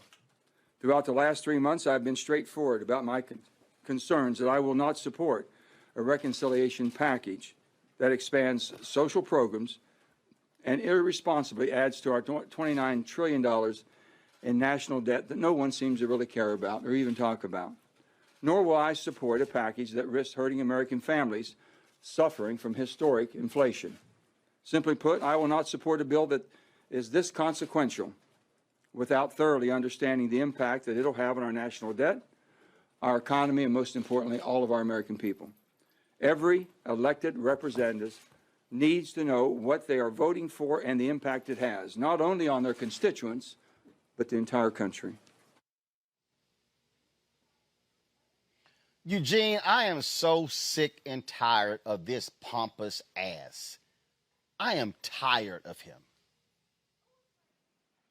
Look, I'm going to say it. Joe Manchin's full of shit. He is full of shit. And it's about time either, look, just go ahead and become a Republican or somebody prime him and get him out of there. Because at this point in time, he's holding the entire country hostage, for demands that he won't even truly explicitly lay out. And is playing a dangerous game here with a lot of lives that go well beyond the borders of West Virginia. So at this point, you're either going to fight fire with fire, and I'll put it this way, hey, you want to play games? Let's do something like nationalize the patent for the EpiPen, or let's actually really, really go after coal in West Virginia. But at this point, you can't keep letting them play games with the entire country's livelihood, the entire country's safety. At this point, Joe Manchin is a literal national security threat to the United States of America. He's full of shit, and that's a security threat to the United States of America. So at some point in time, either Schumer or Pelosi or Joe Biden, somebody has to deal with them in a major way and figure out how to move forward without them. Tammy, it's a joke to listen to this man keep talking about social programs. He is from one of the brokest states in America. If there is any state that needs these social programs, it's West Virginia. And you know what? This is where you need to see, frankly, hundreds or thousands of West Virginians, frankly, uprising against him. The Poor People's Campaign, they've been mobilizing those folks. They've had several hundred. I'm talking about there needs to be a massive protest in that state to get this man's attention, and wherever he goes, he needs to be met by these people who need these services, and all he is doing, oh no, this is our national debt. Okay, we're talking about a plan that if you spend $175 billion a year, okay, over 10 years, you get to 1.75. This is the same man who supported a military bill that's $750 billion a year. That means that the $175 billion that you will spend on this program, literally, you can spend that 5 times on defense. You tell me about cutting. How about you cut defense? You know, Roland, ain't nobody about to protest against that man, especially nobody in West Virginia, okay? You know, these folks is too scared to say anything to this man. The thing is, you know, Joe Manchin, he has the largest donations from the coal, oil, and gas industry. So I think that we need to take a deeper look into why he is so concerned.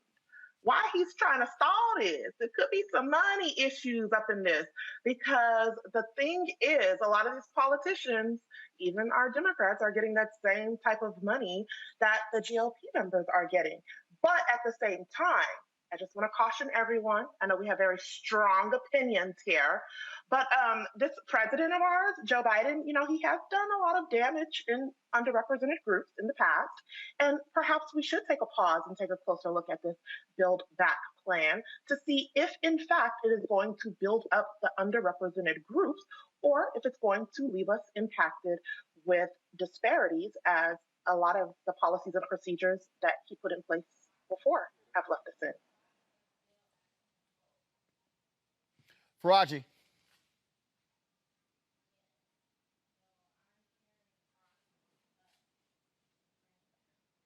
Roger, we can't hear you. You're on mute.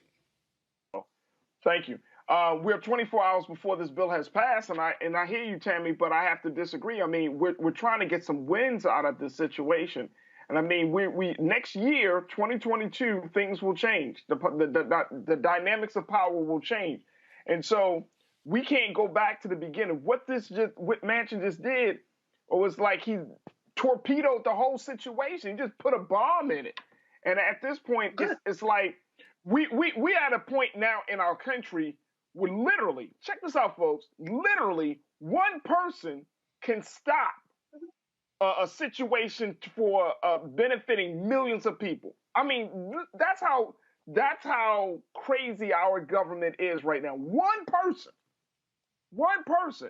and the one person is not even a president. It's somebody in Congress. It's somebody that is like, oh well, you know, I just decided. I mean, Tammy, you're right. I mean, the level of oil interest, coal interest, and all of that. I mean, look at that. And we as the people, we get the short end of the stick if this one person decides that they don't want to go along with a plan. And we are the ones that suffer. And it's sickening. I've seen this time and time again, whether it's Harry Reid, whether it's somebody on the Democratic side, it comes down to one person. And it's just bad. It's just bad governance. It's bad for the people. It's not good policy. And I mean, each year, we're always fighting for 1 or 2 extra votes. And in this situation, I mean, the country needs an infrastructure bill. I don't know about what city y'all in, but in Baltimore, shit, we need something to build up the damn roads. We need some social programs. I mean, we need all types of help over in this side. So I'm blown away by what's going on, and the fact that our government has been diminished down to 1 vote.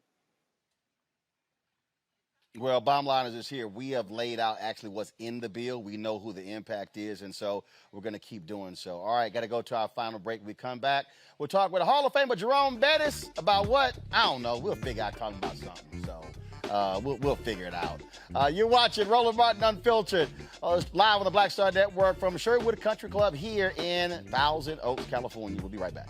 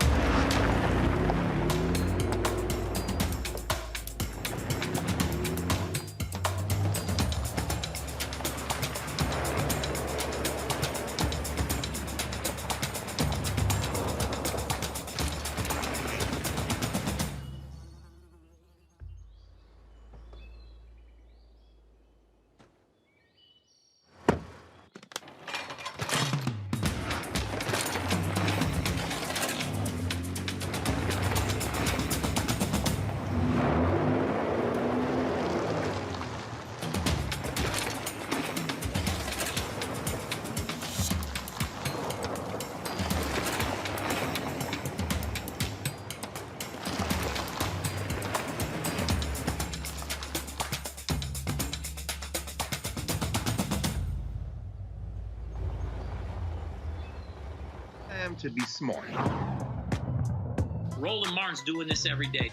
No punching! Thank you, Roland Martin, for always giving voice to the issues. Look for Roland Martin in the whirlwind, to quote Marcus Garvey again. The video looks phenomenal, so I'm really excited to see it on my big screen. Support this man, Black Media. He makes sure that our stories are told. See, this difference between Black Star Network and Black-owned media and something like CNN. I got to defer to the brilliance of Dr. Carr and to the brilliance of the Black Star Network. I am rolling with Roland all the way. Honored to be on a show that you own. A black man owns the show. Folks, Black Star Network is here. I'm real revolutionary right now.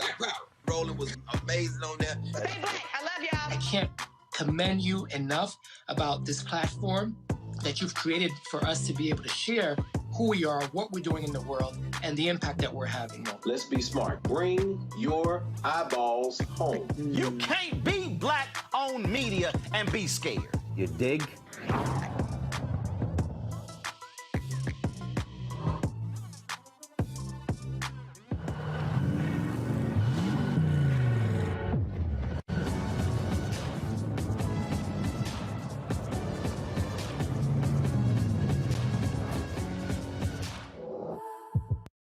Kim Whitley. Yo, what's up? This your boy Ice Cube. Hey, yo, Peace World. What's going on? It's the Love King of R&B, Raheem Devon, and you're watching Roland Martin, Unfiltered.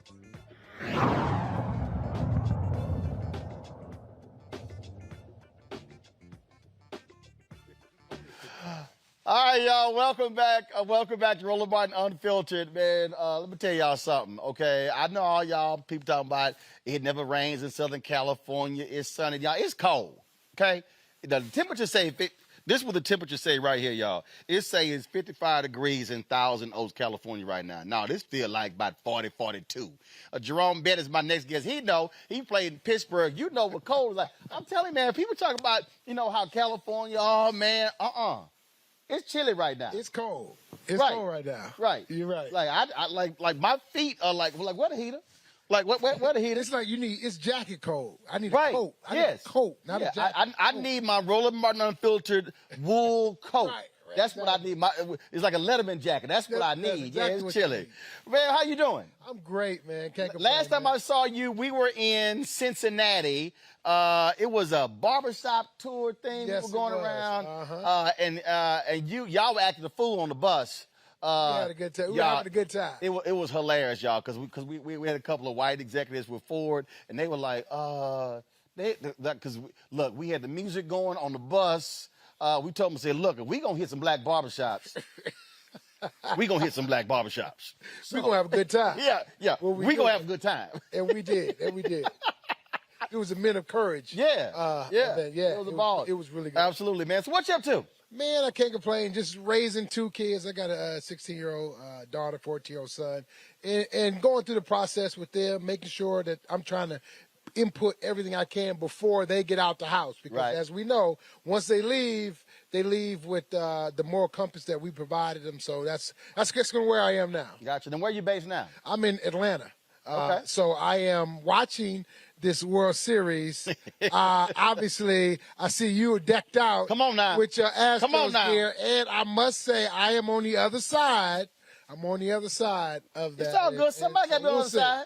I mean, the other side. Somebody got to take the L. The other side look pretty sweet right now. No, I'm just saying, from where I'm standing, the other side looks pretty good. It's going back to Houston. So, we want to let them know tomorrow night. This time tomorrow night. We'll see. This time tomorrow night, you're going to be getting a text. I'm going to be like. I'm not going to answer the text. Be like, how you all feeling, I'm saying is I'm watching intently. I'm not a Braves fan per se, but I live in Atlanta. And so if there is one side I'm cheering for. I can't do that. Cheering that side. I can't do that. Right. No, I can't do that. I can't do You're that. not cheering for them. You're not a fan of them. You're not cheering for them. No, it don't matter. It don't matter. When I moved to D.C., obviously when the Astros played the Nationals in the World Series, but I went to the only Washington Nationals game I have gone to is when they played the Astros. When I lived in Chicago for 6 years, I didn't give a damn about the Cubs or the White Sox. But if they played the Astros, the only time I went to a game at Wrigley Field was when they played the Astros. Okay. Even if my team out and that team is in the playoffs or the Super Bowl or whatever, I still don't cheer for him. I am only a hometown cat. Okay. And I get that, but raising kids in different place and my loyalties are where they are. Because you born and raised where? I'm born and raised in Detroit. Okay. Detroit, Michigan. So I grew up a Tigers fan, always been a Tigers fan. I wasn't a Lions fan. Really? No, because the Lions, they could never win, man. So okay, so that's what as I don't a kid, understand. I got so frustrated with them, I had to go the other way. I quit. Even I can't do that. I've met people who live in other cities and they're like, yeah, our team sucked, so I cheer for that team. I can't. Well, when I was as a kid, this wasn't as an adult. As a kid, I only watched football because I didn't grow up playing football, so I didn't play football until high school. So when I was a little kid, the only times that I watched football was on Thanksgiving, and there was only two teams playing. There you go. The Lions and the Cowboys. Right. So it was either you were a Lions fan or you were a Cowboys. So I became a Cowboys fan only because they would win that game on Thanksgiving. So. It wasn't, and I didn't. That's like cheering for the devil. No, but what you. That's like cheering for evil. It eventually. And Henry Peterson in my control room. Henry, a big time Cowboys fan. He know I don't give a damn about the Cowboys. I don't either. But then. No, you don't understand. Then I was a fan. No, hell no. Of the Cowboys. I ain't never cheered. Now I ain't Pittsburgh. never cheered for them one down. I understand that. You would never do it. Hell no. Right. Hell so you no. anti. Hell no. It's like the Klan Cowboys. Which one is worse? No, I wouldn't do that. I wouldn't go that far. I can't stand. I wouldn't go that far. Cowboys and the Klan saying to me. Oh, don't do that. Dude, I'm from Houston. You don't understand. I do understand. 4 hours down the road. Damn Dallas. I got you. Okay, so you were an Oilers fan? Oilers fan. Okay. Through and through. Astros fan. Rockets fan. I got you. Okay. Period. That's it. Period. That's the only. That's End of it. Discussion. That's it. I go to other people's game. I'm like, I go watch the game. Like, you care who win? Nope.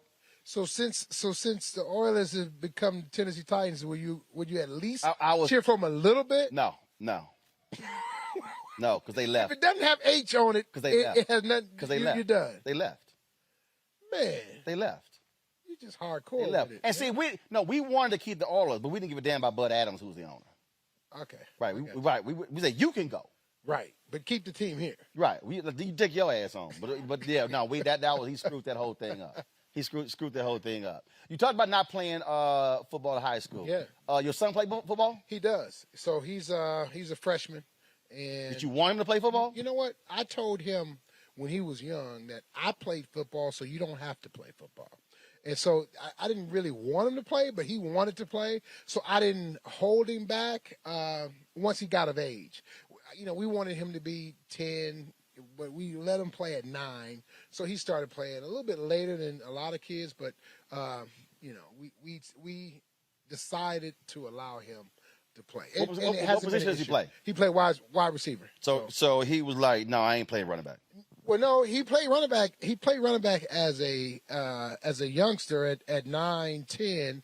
But then he had a growth spurt, so now he's taller than me, unfortunately. I don't know where that came from on his mother's side. His mother's side got some height. So my side we go wide. We don't go tall. Y'all don't go up. We don't go up. We go out. Okay. So, but what ended up happening? He got the height, and so now he's 14 years old and he's taller than me, 6 foot. Well, but here's the deal, though. Truth be told, the game is wide receiver now. I'm about to say, and so I know it's hard. Right. I know this is hard for you and Eric Dickerson and Marcus Allen and all these great running backs. That's no longer the money position. No, it's not. It's not. That's the frustrating It's part. cornerback, wide receiver. It's changed. Totally has changed because the game has changed now. They're taking a lot of the hitting away. Right. So as a result of it, it's making it a lot easier for the quarterbacks to get the ball and now they've softened the rules on hitting the quarterbacks. So now it's a quarterback receiver driven league, and I get it. I understand it. it's just not as physical as the football that I grew up Right, in. right. But I understand a little physical. A little harder. It was a little harder. Yeah, a little harder. A little harder. So see, if I had a kid, if I had a son, I wouldn't want him playing. I would say, son, play baseball. Yeah. Guaranteed contracts. But when you got baseball players, multiple cats. Mike Trout signed a $424 million. But here's the other side of that. Right. It's so hard to make it to the majors in terms of. But it's hard to make in baseball. To the majors in every sport. You're right. Football, basketball, baseball. It is. But Mike Trout signed a $424 and it's all guaranteed. million contract. Yeah, and it's guaranteed. Carlos Correa with the Astros is about. He gonna get a $325 million contract, bruh. Yeah, it's big money. There's no way around it. But I'll say this: I was born, 20 years too early. So if you played baseball, what position would you have played? I probably would have played. There's only one position your big ass. I probably would have played first base. That's the only position your ass. I probably would have played first base. Well, hold on. I was super athletic, though, man. What you talking about, man? I could do it all. Jerome.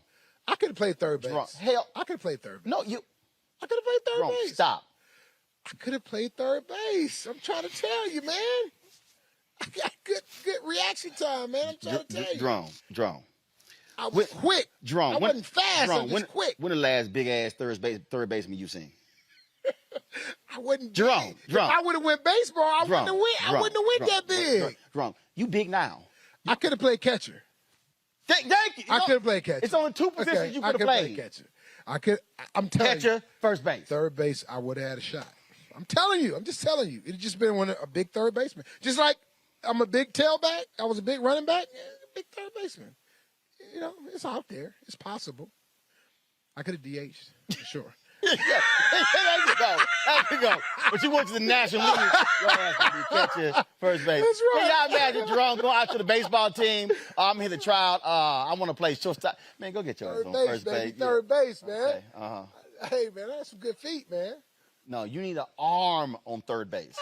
No. You need a rocket. I got touchdowns in the NFL thrown. Okay, so I do. What was the longest touchdown you threw? I got a 40-yard touchdown. Hello? That's right. I got 3 touchdowns. Right. I got 4 touchdowns. 3 or 4. That's right. Touchdowns. Now, it's not just completions. Touchdowns. Right.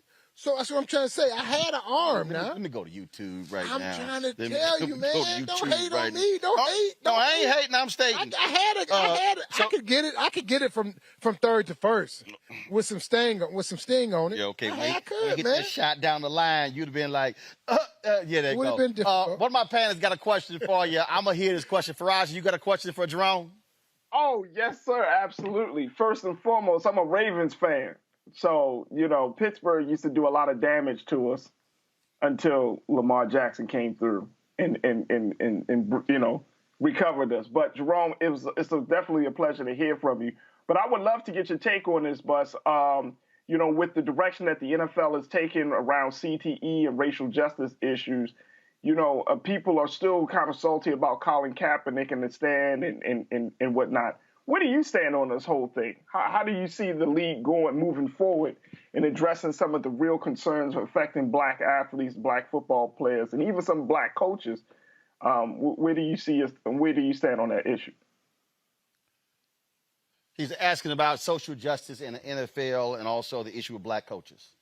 Well, for one, the issue with black coaches, I think is crystal clear. We all see that there is the issue is still not solved. They had the Rooney Rule, and they're trying to encourage the coaches to be interviewed. It's still not where it needs to be. Obviously, it's made a difference, but they've not gone where they need to go. They need to introduce some type of program that gives these young African American coaches an opportunity to develop, and I think that's what we're not seeing. So we're seeing the same coaches get the opportunities when you want to get some of the young, fresh coaches the opportunity, but they need some mentoring to see and to understand what needs to be done. So I think that's one issue there. And on the social justice side, I just think the NFL has been behind the curve this entire time. And obviously they're trying to play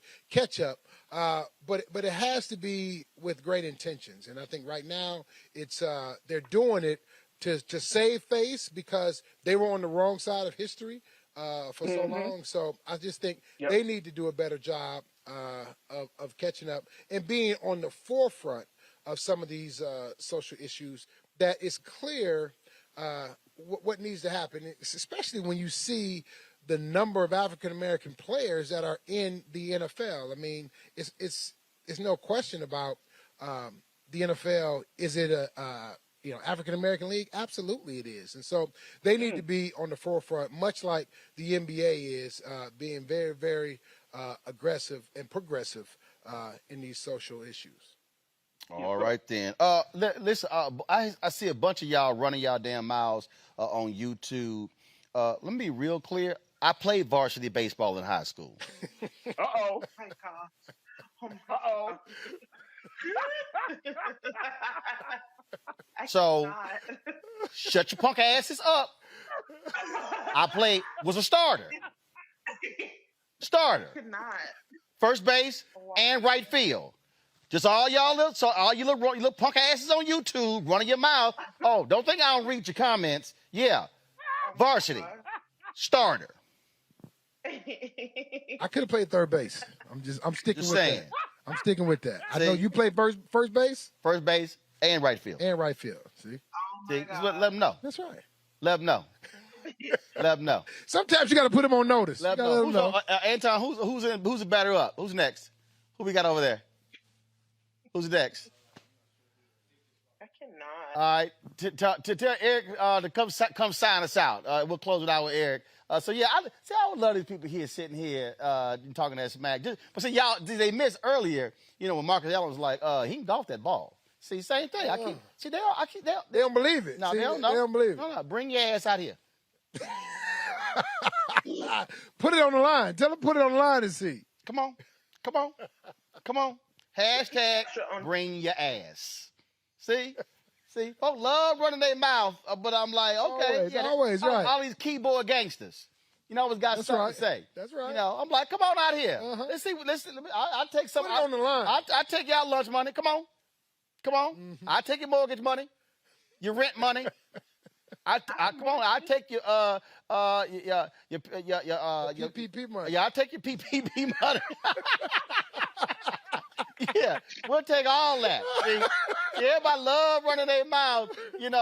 What Mike Tyson say? Everybody got to play until they get hit. That's right. Billy Martin is attorney in Baltimore. So we were playing. Billy was talking all this trash. I was like, Billy. Now we got the same last name, but we ain't related. But he's married to Michelle Martin of NPR. So man, Billy was talking. I said, Billy, I'm trying to tell you, Billy. I said, I'm gonna put on your ass when we get out there, Billy. Billy talk. I said, now, Billy, I talk trash. Back it up. Man, we get to that first hole. Billy hit his cute little drive, probably about 210. I sit in just yank by 265. Billy went, oh shit. He knew he was in trouble at that point. He went, oh shit. And I turned around, I was like, for the next 18 holes. You mind. Was on that ass. He was like, I ain't saying nothing. I was like, I said, I warned you. I tried to tell you. I tried to tell you. I tell people, I said, come on. I said, y'all bring it on out here. Let's go. That's it. Jerome, man, always good to see you, Doc. I'm always in the ATL, so we gotta get out and play. Next time we play, right now, you see, this is the 2017 World Series shirt. So the next time you see me, I'm gonna have a 2021. I don't know, brother. I'm gonna have a 2020. I'm calling it. I'm going to have a 2021 shirt for you. You're going to wear one. It might not be this one. It's going to be majestic. It might not be this one. But you may have one that say 21 on it. Blue. Let me, I'm done with these Detroit people. let me go ahead and end today's show talking to somebody from Texas. Come on, Eric, we're going to close the show out. It's chilly out here. Jerome over here running his mouth. Come on, bring a Texas running back in here. Jerome sitting here coming at all Detroit nonsense. coming up in here. Man, it's been a great day. I told you, I said I'm gonna come out. I'm gonna do the show from here. We're gonna have a good time. How did the auction go? It went very well. I got to say, it went very well. We had some great auction items, raised a lot of money, so I'm very pleased with it. Yeah. All right. Well, he'll hate I missed it. If they had, because I get a lot of my black art in auctions. That way you can buy some art and write it off. So next time I'll look at the auction stuff first, and leave my bid. Because I'll spend money. Well, I believe it. Hell yeah. I believe you spend some money. They had a nice trip to Africa. They had a safari trip to Africa. I mean, I'm like, not me. No. I'm scared of that. I do. There is a golf course in South Africa where they have a safari and a golf course. I would go play, but I'm not. I don't give a damn about nothing. Oh, hell no. I ain't playing on that. If something might go wrong, the line might get out. No. Oh, that's what they always say. Oh, no. You know the next thing then? What? This ain't never happened before. No. Come on now, Roland. Come on now. No, It happens all the time. Man, a dog bite. This dog ain't never bit nobody. It's the first one he ever bit. Eric, come on. Come on, man. Eric, I ain't trying. Well, let me ask you. Wait, hold up. There are golf courses in Africa where there are no lines. But you said safari. That particular one. I'm saying, but you got courses in Ghana, Senegal, Kenya, Nigeria, South Africa. I want one where I have a real lion phobia. Like, I'm afraid of lions. Well, no shit, really? I mean, well, you see the white people go out there. Oh, look at the lion. Hold on. What was the operative phrase there? The white people. Thank you. That's not happening. No. Like all the people who doing like in the car where the car's open and the animals come up. No. I'm good. I'm not one of them brothers. I'm good. Yeah. Now, have you been to the motherland? Never been. Really? Never been. See, I've been to Ghana twice. Doc, you got to go. Really? You got to go. I'm telling you, I'm telling you, the moment your feet touch the ground. It's like that? No, seriously. I believe it. There's certain places like that. I went to Israel, and it was like that when I went to Israel. I'm like, wow. I mean, I was like taken back, but all the history and, the things where, Jesus was here. You see Mount Sinai, where when I was there, they had just discovered King David's palace. I mean, it was just a real history. No, you got to go. Because first of all, everybody black. Oh, yeah. I mean, you open a newspaper, everybody black. They're black. You turn the TV on, everybody black. I like to see that. You going to the stores, everybody black. It's a whole. I'm telling you, it's a whole different vibe. It's a whole different vibe. Yeah, but I would like to go. Yeah. So I've been, like I say, I've been to Ghana twice. So next year's the 200th anniversary of Liberia. So we're going to broadcast from Liberia next year. Oh, cool. Which of course was founded by freed slaves. And then, of course, folks in Nigeria trying to get me to go, Kenya. And so we're going to take the show on the road. My friend Christian Okoye always tried to get me to go to Nigeria. Yeah. Come on now. Yeah. That'd be the way to go. Doc, I'm telling you, you got to go. Yeah. It's going to blow you away. I do believe that now. It's going to blow you away. If you think going to a black city in America is you talk chocolate city all you want to. No, it's just a whole different vibe. Okay. All right. Well, I'm looking forward. I hope I do go one day. All right. Okay. All right. We're going to make it happen. Man, bro, thank you. Enjoyed it. I appreciate it. Oh, man, thank you. Had to support the homeboy from Texas. Thank you. Even though, what's that town you from? I'm from Sealy, Texas. Right. Sealy. Let me help y'all out. See, it's Sealy. But see how black it is? He leaned on Sealy. It's Sealy. It's called Sealy. Sealy. It's Sealy. You know what? That's where the Sealy Posturepedic mattress first started. It's a mattress town. They got the old factory there in Sealy. So gotcha. Right, Sealy. It's Sealy, Texas. Sealy, Texas. So you lean on that Sealy. Sealy. That's football country up there. That's football. That's football country. You know, it's Texas. Yes, that's football country. Well, that's the whole damn state. Thank you. I'll be talking to these guys from Florida and California. Like, man, they don't know. They don't understand. They don't know. It's football country. They don't know. Well, I'm a Jack Yates High School graduate, so we know about it. I know Jack Yates. Yeah, we know about football. Yeah, y'all got some players come out of there. Yeah, we let them know. My cousin Dexter Manley came out of there. Oh, absolutely, absolutely. So we let them know. Okay. Dallas Carter think they got something. You're not like Jack Yates. No, they can't. But maybe now, but back in our day, no. Not even now. Yeah, I don't know about now. Not even now. Yeah, really not now. Not now. Okay. No. Not now, not now, never. Okay, all right. Yeah, even that little team they won in 1988, they had to get a trophy back. Okay, all right, so. All right. I remind them that all the time. We ain't ready to give none of ours back. We're going to get the trophy back. Got to give theirs back.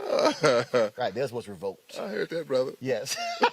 Eric, always good to see you, man. Man, bro, thank you so much. I appreciate it. Thanks a bunch. Hey, y'all, that is it for us. It has been great being out here. I'm back. We're going to be in Houston on Wednesday. Of course, McDonald's has their gospel celebration tour. We're going to be there for that. Also, I plan on being live. Well, matter of fact, I might not be on the show Wednesday because I expect the Astros to be playing in Game 7 on Wednesday, so I'm going to be at the game. So if I do go live, I'm going to be outside of Minute Maid Park, at least for the first hour of the show. So looking forward to that. So we'll be in Houston, Texas, Wednesday, Thursday, Friday. Next Monday, we're going to be in San Diego. Anthony Anderson Golf Tournament. We'll be there. And again, special time, 8 p.m. Eastern, 5 p.m. Pacific. And then we're in L.A. all Tuesday through Friday. And so, folks, we got lots of things going on. The Black Star Network, a lot of shows that we're launching. I cannot wait to unveil those for you. Please support us. Download the app. Of course, Apple TV, Android TV, Apple phone, Android phone, Roku, Samsung, Xbox, all the platforms. And, of course, please support us with our Roland Martin Unfiltered fan club. Every dollar you give goes to support the show. That's, of course, Cash App, $R. $R Martin Unfiltered. PayPal is R Martin Unfiltered. Then, of course, we have Venmo is RM Unfiltered. Zelle is Roland at RolandSMartin.com. Roland at RolandMartinUnfiltered.com. For Raji, Tammy, and Eugene, thanks for being on today's panel. Folks, I will see y'all tomorrow from our studios in D.C., right at Black Lives Matter Plaza, 16th and K. Have an absolute great one. Holla!